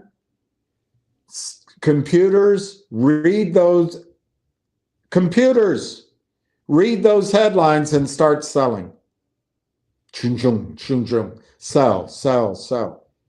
But for some reason, our brains want to compare it to Root or compare it to some other story. There is no other, it's nothing about stories. It's the machine-like onslaught in all names. Anyway, so they signed a letter of intent to acquire some piece of shit company, $39 million 2 months ago. 2 months ago, GBUX enhances super app, whatever that is, upgraded to UI UX, whatever that is, to drive engagement and growth, whatever bullshit that is. Last month, GBUX signs letter of intent for $100 million capital infusion. Again, letter of intent in the future. Sell, sell, sell, short, short, short. Computers turn on automatically. To develop international payment platform and expand options. Blind me with their bullshit. Last month, GBUX eliminates $100,000 in convertible debt. That's where the financing came in that screwed them. So there's algorithms, there's shorts destroying it. Someone gave them $100,000 selling. Okay. 17 days ago, GBUX details $212 million strategic investment, commits $212 million to an asset-based investment vehicle.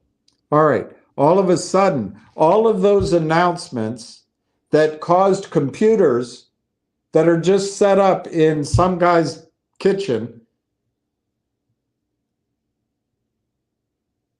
who boinks his girlfriend, wakes up, scratches his balls, takes a piss, goes in, maybe gets a cup of coffee, sighs, lights a cigarette, sits down in front of a computer. But his automatic machine is doing the sales. Well, all of a sudden, these guys who have no backing, GBUX puts out news that significantly puts buying in the stock, puts risk to these guys in the stock. Yeah, but is it like Root or is it like I don't know. Root is an insurance company that got destroyed. I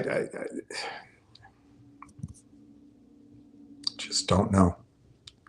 So out of Newport Beach, California, March 29, 2025, GBUX, a publicly traded super app and charitable giving platform, today announced the intended sale of a 30% equity stake in the company for $212 million.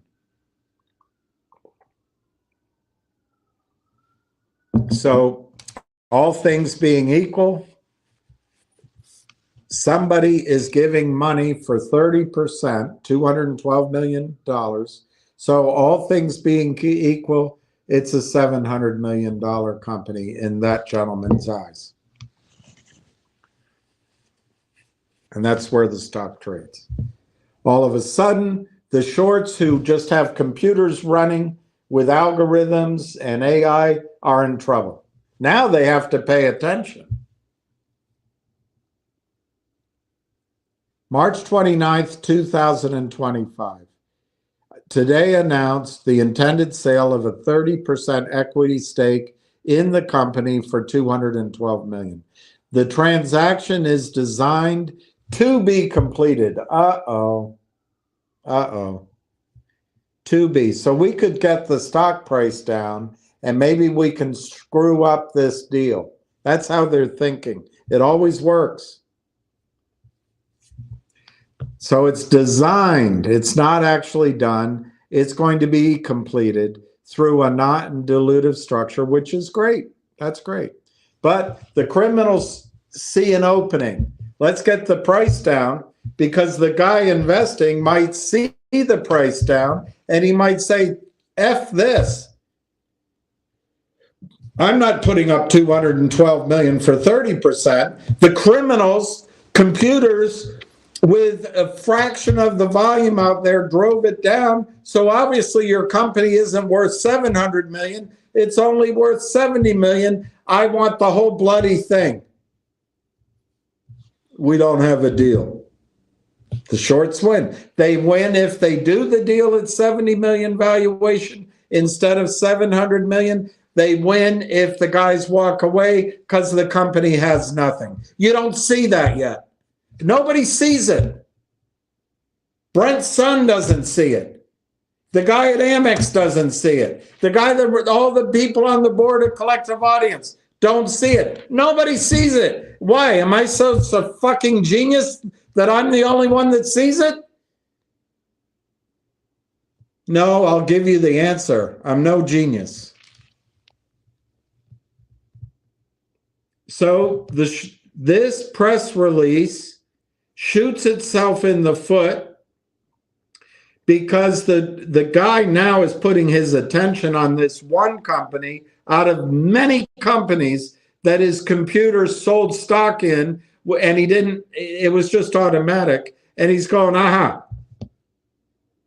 So if I drive this stock price down, this transaction, which is designed to be completed, I can bust the transaction.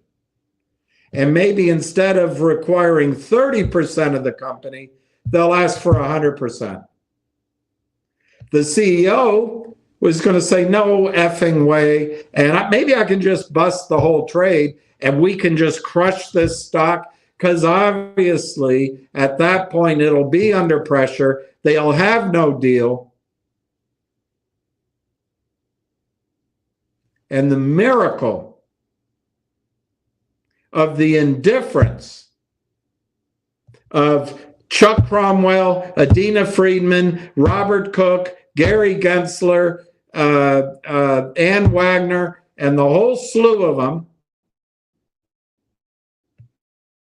we can make money. Puff on the cigarette, put it aside. Okay. All right, who I gotta call? Okay. Let's just start selling some odd lots. I'll be able to go see the white, straight, heterosexual male. I can go see him down at the pool over in Boca Raton. I can see him after the close. But let me see. I've got to get him selling the stock down, and I've got to get this group selling. All right, so I'm going to sell some odd lots. I'm going to sell some at 160 shares at a time. Let's get the bid dropping, and then yeah, let's. Okay, so in February, that's what they did. But here the news comes in March, and it starts giving hope. The stock's up, but they've been selling it down since. So let's keep reading. As part of the transaction, $212 million will be invested into an income-oriented strategy managed by an experienced real estate-focused private credit asset manager. Okay, they haven't named them. So is this bullshit, or is this a really good manager? We don't know. So what are two things, David, that GBUX needs to clarify if they want to succeed?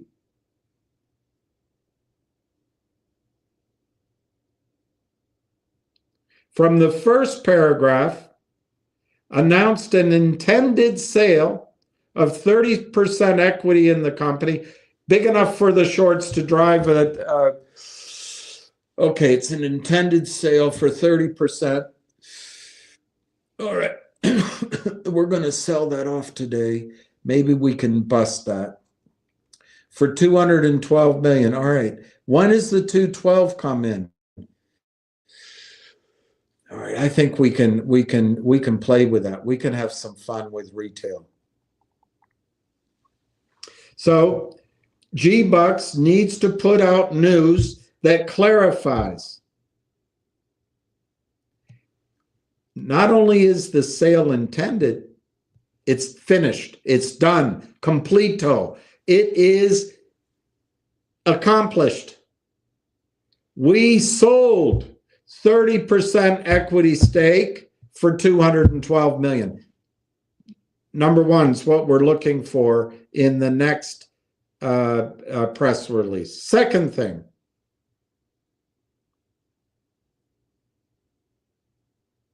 the 30% is coming. Well, we haven't got that. What is the 30%? So the first thing is for 212, it's done at 30% and it's completed. Second thing, which we'll get down to lower, is where does the 30% come from? Boom. You answer those two things, the guy smoking his cigarette, he's well and truly, his sphincter muscles start to clench. But he still has one more thing here.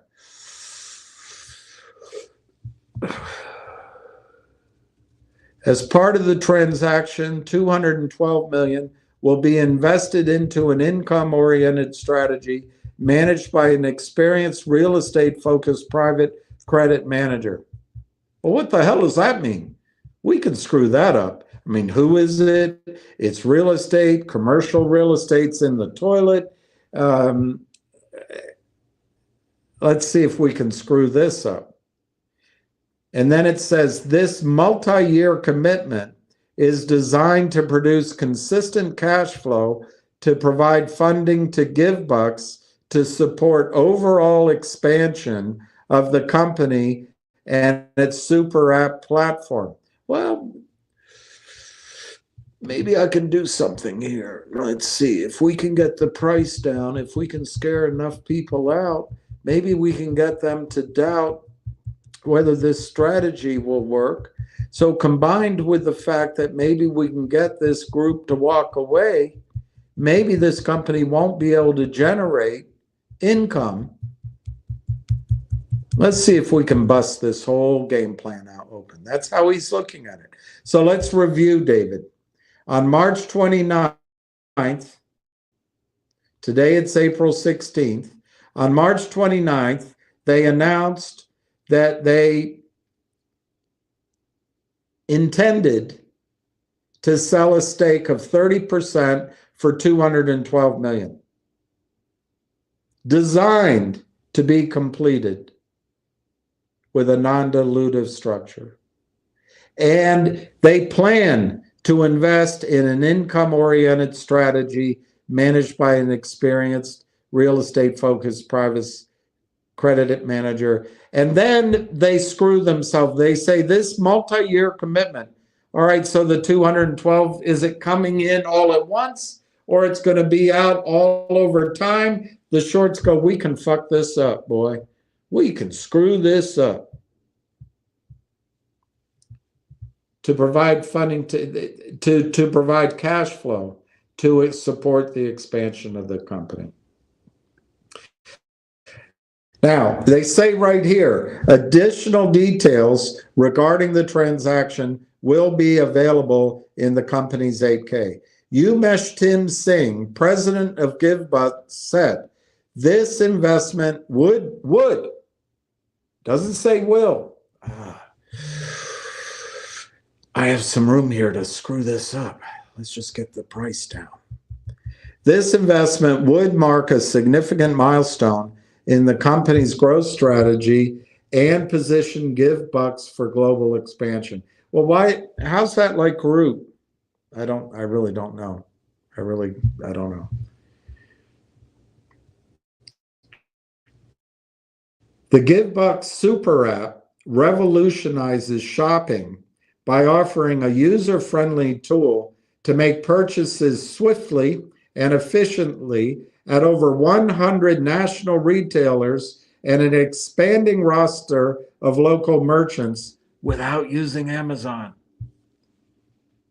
Users earn cash back on every purchase, a portion of which can be directed toward a charity of their choice, embodying GBUX's commitment to give back.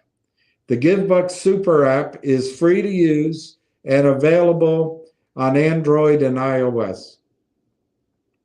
It's AI, so it's constantly learning and evolving. And that's it. So there's at least 5 weaknesses, David, in this press release.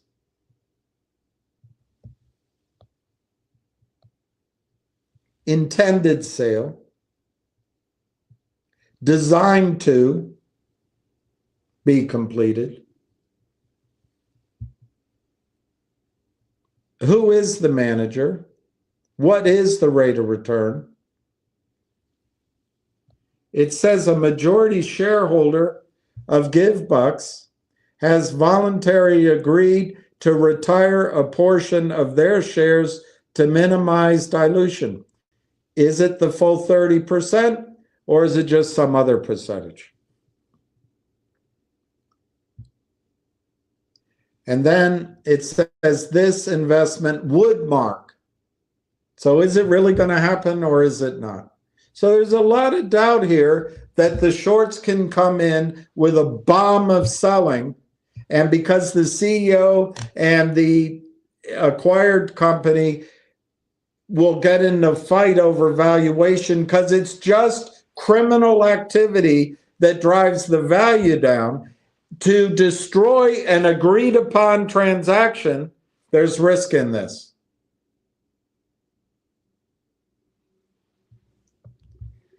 But it says additional details regarding this transaction will be available. So that's what we're waiting for. Now, the company then went on to announce a gold backed deal, which I think is a good thing to get into. but I'm not going to focus on it because it's a distraction at this point, for this point. And then they went on TV 6 days ago. So now we're waiting for news. So what, David, has happened? A company which went over the last 7, 8, 9 months from making press releases, going on the OTCB, doing $100,000 toxic deal, obviously convertible, getting screwed. It's just a bunch of stories. Like, you know, it's what the COSM guy will say, or MU. Everybody's got a story. Everybody's got a contract. Everybody's going to revolutionize. Everybody's going to do something. None of it matters to the traders. In fact, when the price goes up, they know they can steal. That's what they want. So the guy sitting there smoking the cigarette, scratching his private parts, studying this, is saying, we're not in trouble yet. Let's just, I got to meet the guys. Well, we can attack this down. Well, the numbers that Ham gave, I don't think he did it today, is that basically he said there's 3 million naked short. The float, he said, is very small. I can't remember what he said, but he said the float is, to my memory, he said the float's between 1 and 2 million shares. The short position is 3 million shares, and these shorts are caught out. My opinion, what makes GBUX different than any other story out there is this trap of getting caught seems to have happened December, January, maybe February, maybe even after this March news. But the shorts were shorting. They obviously shorted it down at the end of February. And I think they're, after this news, they're trying to bust this deal. It usually works. So to me, GBUX still has the element of surprise that shorts are caught up by a strategy and a CEO that's actually outsmarting them, because it's just computers that got the boys into this trouble. So it meets one of my criteria, a surprise that they haven't been able to manipulate out of. The second criteria I have, the news or the event or the story has to change overnight into something that changes the value of the stock. Root is an insurance company. Did Root have a story where after hundreds of millions of shares are traded that they all of a sudden in the state of Ohio, the amount of insurance contracts they could write was going to change? There was nothing. Here, if the news story comes out, let's just go down the list again. If the news story comes out and says instead of the intended sale, they announce the sale, one. If they say it is in fact 30%, two. And if they state the sale for 30% is 212 million, so they don't change the terms of the deal, even though the shorts have criminally dropped the market cap. And if they say instead of it's designed to be completed, they say it is completed. It's done. Okay, that's the first paragraph. If they say we are going to put the majority of this money, I imagine there's some fees involved. So let's hope, they put 212 minus over and fees into an income-oriented strategy by an experienced real estate-focused private credit. Okay, explain it. What is it? Is it commercial real estate in the middle of where the fire was in LA? Is it commercial real estate in downtown Detroit? Or is it commercial real estate in the booming Wall Street markets of Miami? Is it booming real estate with data centers? Is it tell us what it is. What is the return? That would be great news too. What if the return is, let's say it's, I'll use a number just because it's easy arithmetic of 12%. That means they'll be making 24 million conceptually a year, 2 million a month. Is 2 million a month enough to cover overhead so that GBUX never has to go and take a toxic financing from Wall Street again? That would be great information. That's implied here, but it's not defined. What else could they talk about? They could describe this super app further and any other acquisitions they might be doing. Those things, David, in an announcement, the deal is done. The price wasn't changed. We are getting X amount of return in our investment portfolio, and it's X amount is going in all now. And these are our business plans. This is our app and how it can grow. And we didn't issue new shares. Our what do you call it? Our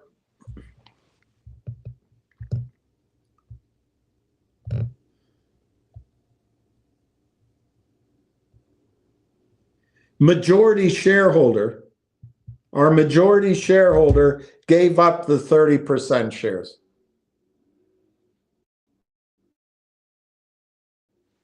That makes the stock go up. Is that like root? I don't think so. On top of that, Ham said today that he's heard they may retire shares.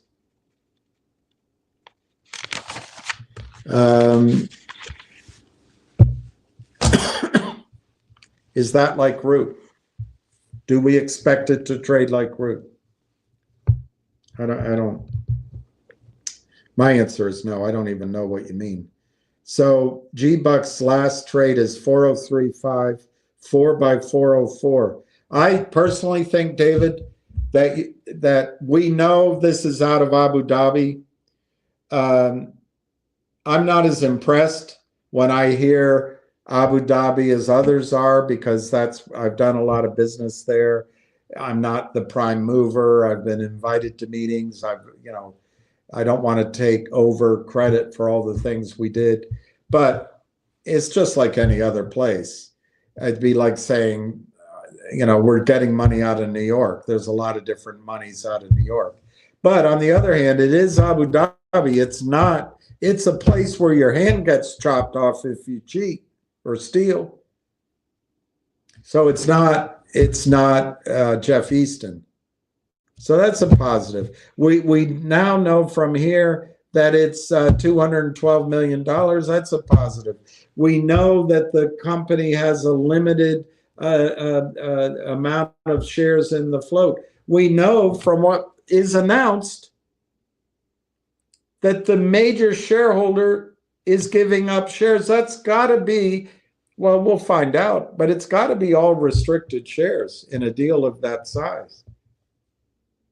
So these are all setups for an entirely new valuation in the company if it is believable. That's where the risk is. Is it believable?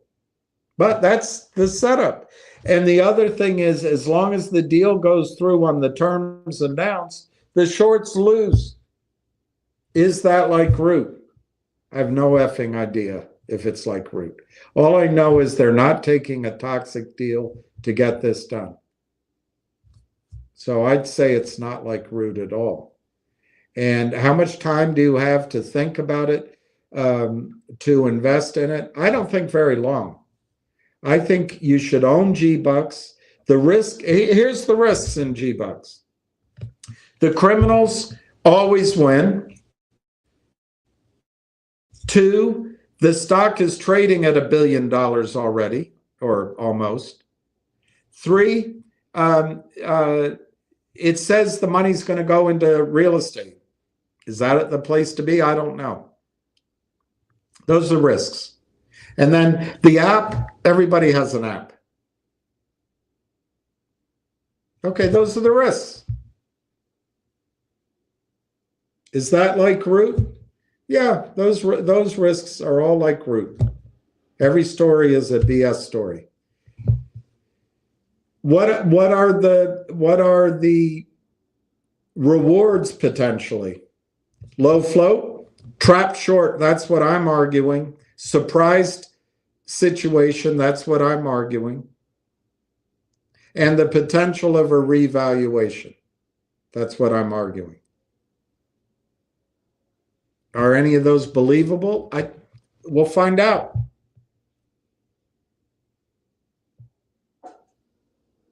Nobody knows the size of the short because Ann Wagner doesn't give transparency. It should be easy. It's the same damn story every time.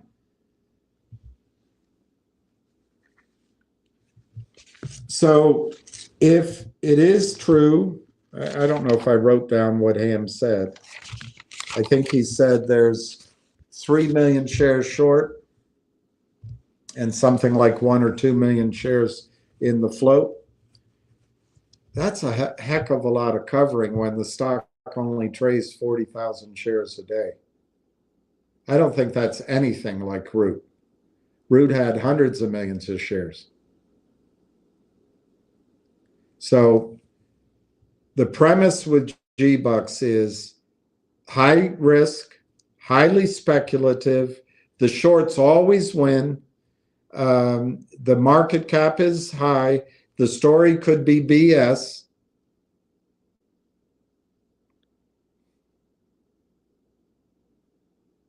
That's the risk. But at $4, you're risking $4 into a situation with the reward that a trap short has run into a company who is strategically financing its future needs, working with an investor with a technology that they obviously see as valuable, with a trap short who's not going to go do a financing deal like Root did that the board recommended with anybody, from a country who has laws in place that if you steal or cheat, you're going to go to prison or get your left hand chopped off.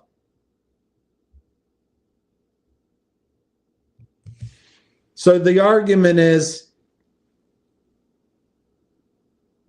this the same? What do we know? We don't know anything. We're trying to suss it out.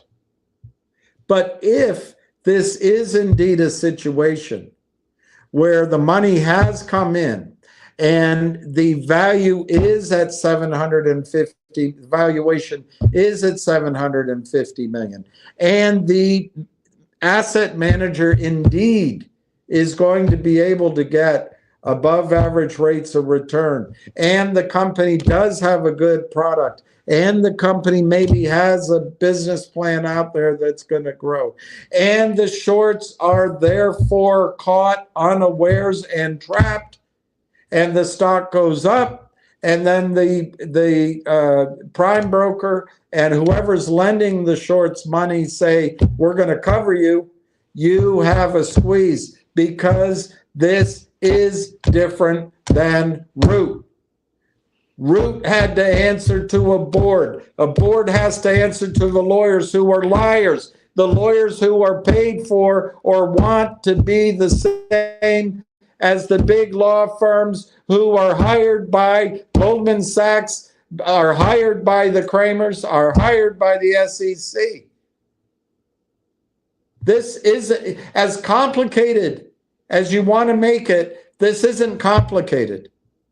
We do not have enough information on purpose.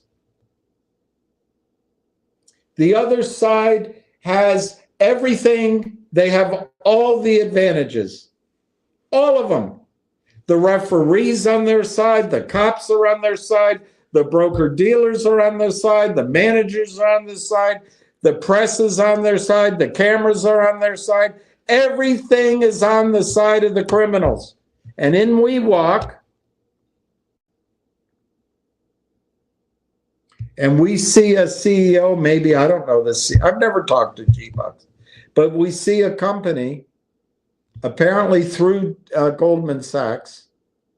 I don't know if it's a personal recommendation or professional from Goldman, I don't know. We have it looks like a company that has set things in place to beat the bastards. Is it going to be like Root? We have no damn idea, but Root was a huge offering with a huge amount of stock out as an insurance company. I don't know. I just don't see, I don't see why this is Root at all. I think the biggest risk in GBUX is if the CEO and the guy coming in, whatever investor is coming in, they agree to price if the action by the shorts makes them change that price or walk away. That's a big risk. The other risk is the company really worth $1 billion?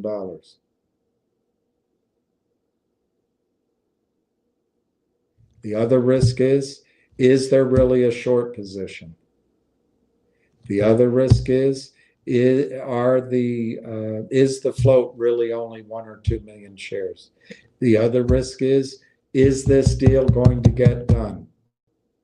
The other risk is, if it's done, are they going to put the money in all of them at once or stretch it out over time so that, and price it over time so the shorts can dilute the shares over time?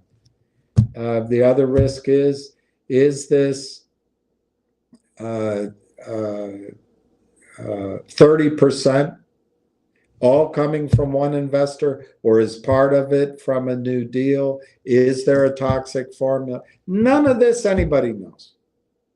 So by buying GBUX, we are taking the risk that the bad guys have not only everybody on their side, but they also have the parameters of this deal on their side, and they're going to win like they did in MULN, MMAT, Torchlight, Vocal, CRTD, MMTLP,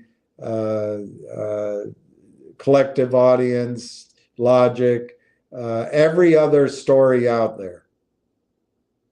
Or is this the time when, because they just got trapped within the last 45 to 60 days, they seem to be up against a group of guys offshore that want a public vehicle, but they don't want to be messed with. Seems like they're doing the right things, and they seem well funded. It's a completely different story than Root. Completely different. How does it trade?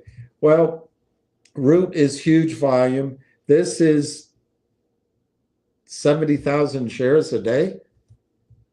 I don't see the connection with Root. GBUX in its bottom case is a $4 investment, which could go to 20 cents if the criminals win. It could go to 10 cents. And it could do it pretty quickly if the criminals win. What are their tools? Their tools are automatic computer selling, collusion with other guys to sell, offshore accounts, LLCs to move things around, lying, lawyers who lie, lawyers who will give the contracts and cover up for them, and time if they can buy time.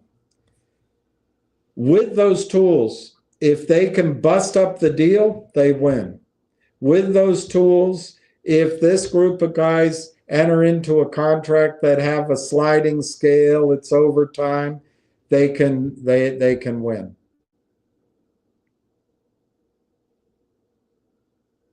If in the announcement there's an investment bank supposedly providing investment banking dollars, the shorts can win. So, but what's their tool? Their tool is just selling stock they have not located, stock they don't own, and stock they will not deliver. Across multiple platforms, multiple LLCs, working in conjunction with day traders, preying on our doubt. That's their tool. It's the same tool in every bloody stock. What's different between Root and GBUX? I don't know. I think of the four stocks that we've talked about the most right here, I think GBUX, which is trading at $750 million,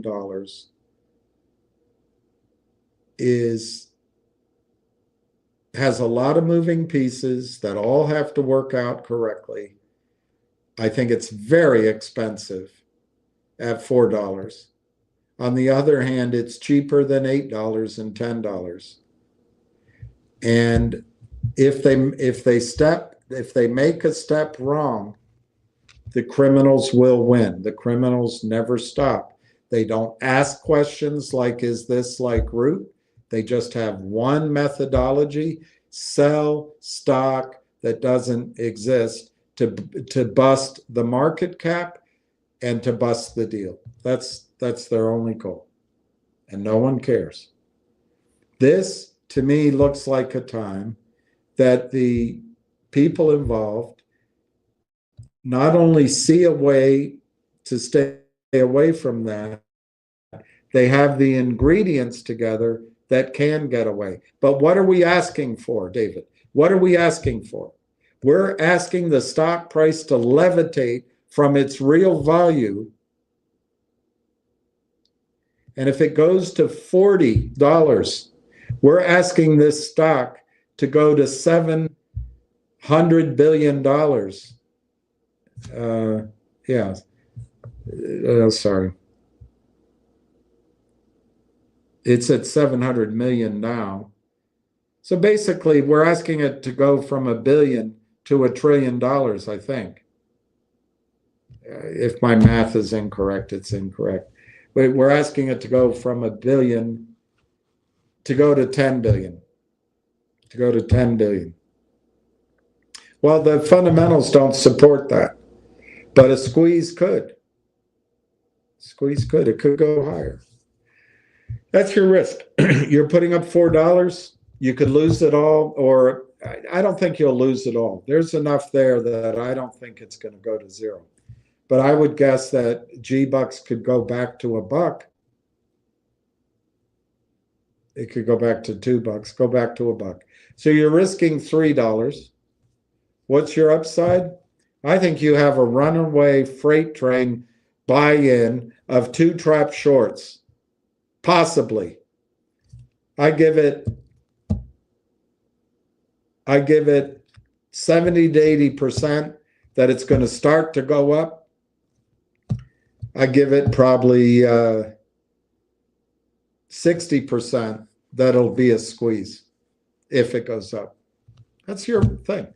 So you're risking $3 to try to make 30. Was that what was available in Root? I have no idea. No idea at all. Root took time. Root got destroyed. GBUX, if it happens, in my opinion, is going to happen with the next press release. When is that press release going to come out?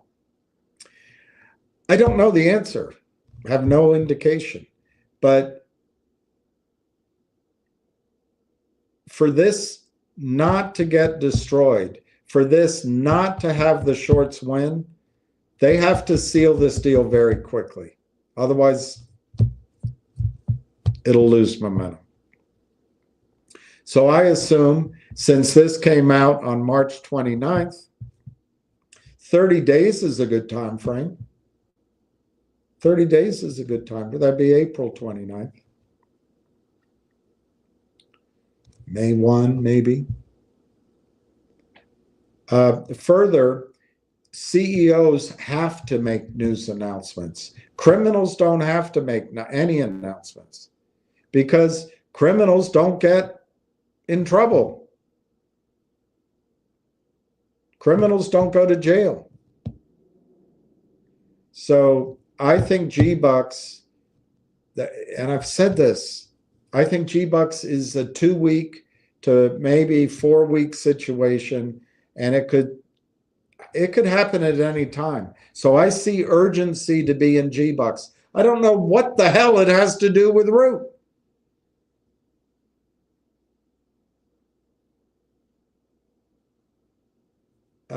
I see GBUX possibly as soon as this week, but let's be fair. Nothing was announced today.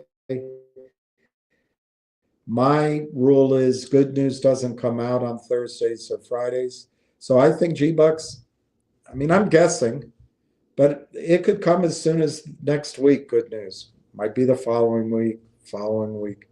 But I think there's a lot of momentum here and there could be good news. So while you're thinking about Root, I'm thinking about there's some urgency.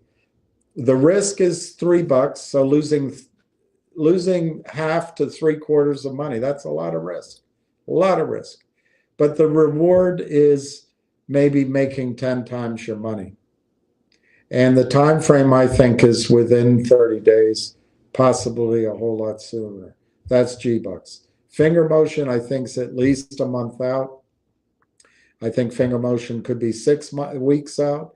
I think finger motion offers you a double of your money, possibly a triple, but I think a double of your money in that time frame. And in order for finger motion to go into a squeeze scenario, there's got to be a lot of things that fall together. And I don't think we need to think about it right now, so I'd rather not discuss it because the urgency, I think, is with GBUX. Nixie, we haven't talked about. Ham doesn't talk about. He's brought it up a few times. Nixie, I'm not going to talk about right now, but Nixie has the advantage of having a very tiny market cap. But it's the same story, a little bit of changes, small effective float, a group of investors own most of the stock, good team of people that understand what they need to put together. What's the risk with Nixie? Up until recently, it's been run by Brent's son. His track record is horrible.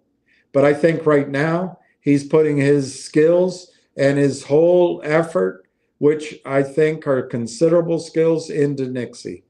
I think he's a good guy to have running Nixie. I wish he did it with Logic, but he left the investors in Logic for the wolves and has turned his attention here.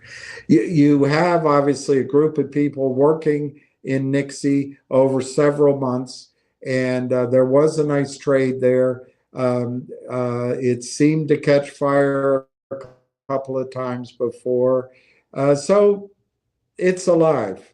The company, I'm not going to read it. The company likewise has put up PR for what they're going to do. The company likewise has to give us a follow-on PR. The company likewise is in a bit of a deadline to give that news, good or bad. My opinion with Nixie is it too could happen at any time. And at $1.40, it's cheap. What's your risk? Half your money. Half your money. What's the upside? It goes to 14, you made 10x. I think the upside in Nixie is 10 to 20x. And I think the time frame is 4 to 6 weeks. And in both cases, you'll know the volume will be there and we'll know how to trade it as we see it. In both cases, after the 4 to 6 weeks, I probably don't even want to think about the investment anymore. So they're both short term. I think I'm calling that GBUX is slightly more urgent than Nixie because I think GBUX could be any day to next week. I think Nixie could be any day, but I think it's more likely to next week, the following week, the third week. So I'm just making a judgment call. GBUX first, Nixie next. Finger, I've already told you 6 weeks out. And then it leaves Railtown. The action in Railtown has been so strong. Railtown is now overdue for a follow-on piece of news. It is not a short squeeze, although I think there is room in Railtown for shorts to have to cover. Railtown is a simple story. AI development. 4 or 5 years, millions of dollars, tens of millions of dollars. Done, finished. Now it's a product company, AI product. It is first to move. It's proprietary. It's better than anything else out there. It solves a problem that every company with legacy software needs. And the market it addresses is huge. Now, why? The only thing is it hasn't moved like I thought it would. Why?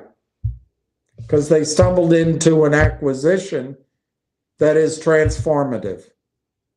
They announced that over 8 weeks ago. It's coming high time for Railtown to also have its follow-on announcement. The difference is this is AI. Revenue is highly valued in AI, and there are buyers of AI stock who are institutional, retail, brokerage, family office that buy and hold the stock. My opinion on Railtown, once the news comes out, whatever it is, it could be bad and then I'm wrong, but what's the risk? It goes down to 25 cents, 20 cents. You risk a third of your money. The upside is the revaluation of the stock. My call, you make 10 times your money almost overnight, revaluing it. Where does the buying interest come from? It comes from all the people out there who are precluded from buying in a merger and acquisition during the quiet period.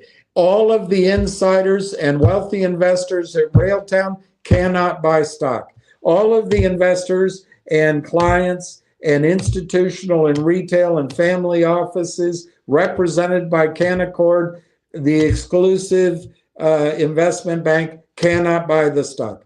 All of the people that are players and investors in the acquired company, AI Partners, and it's huge, cannot buy the stock. So the stock has been flat. So nobody buys it. Oh, there's something wrong.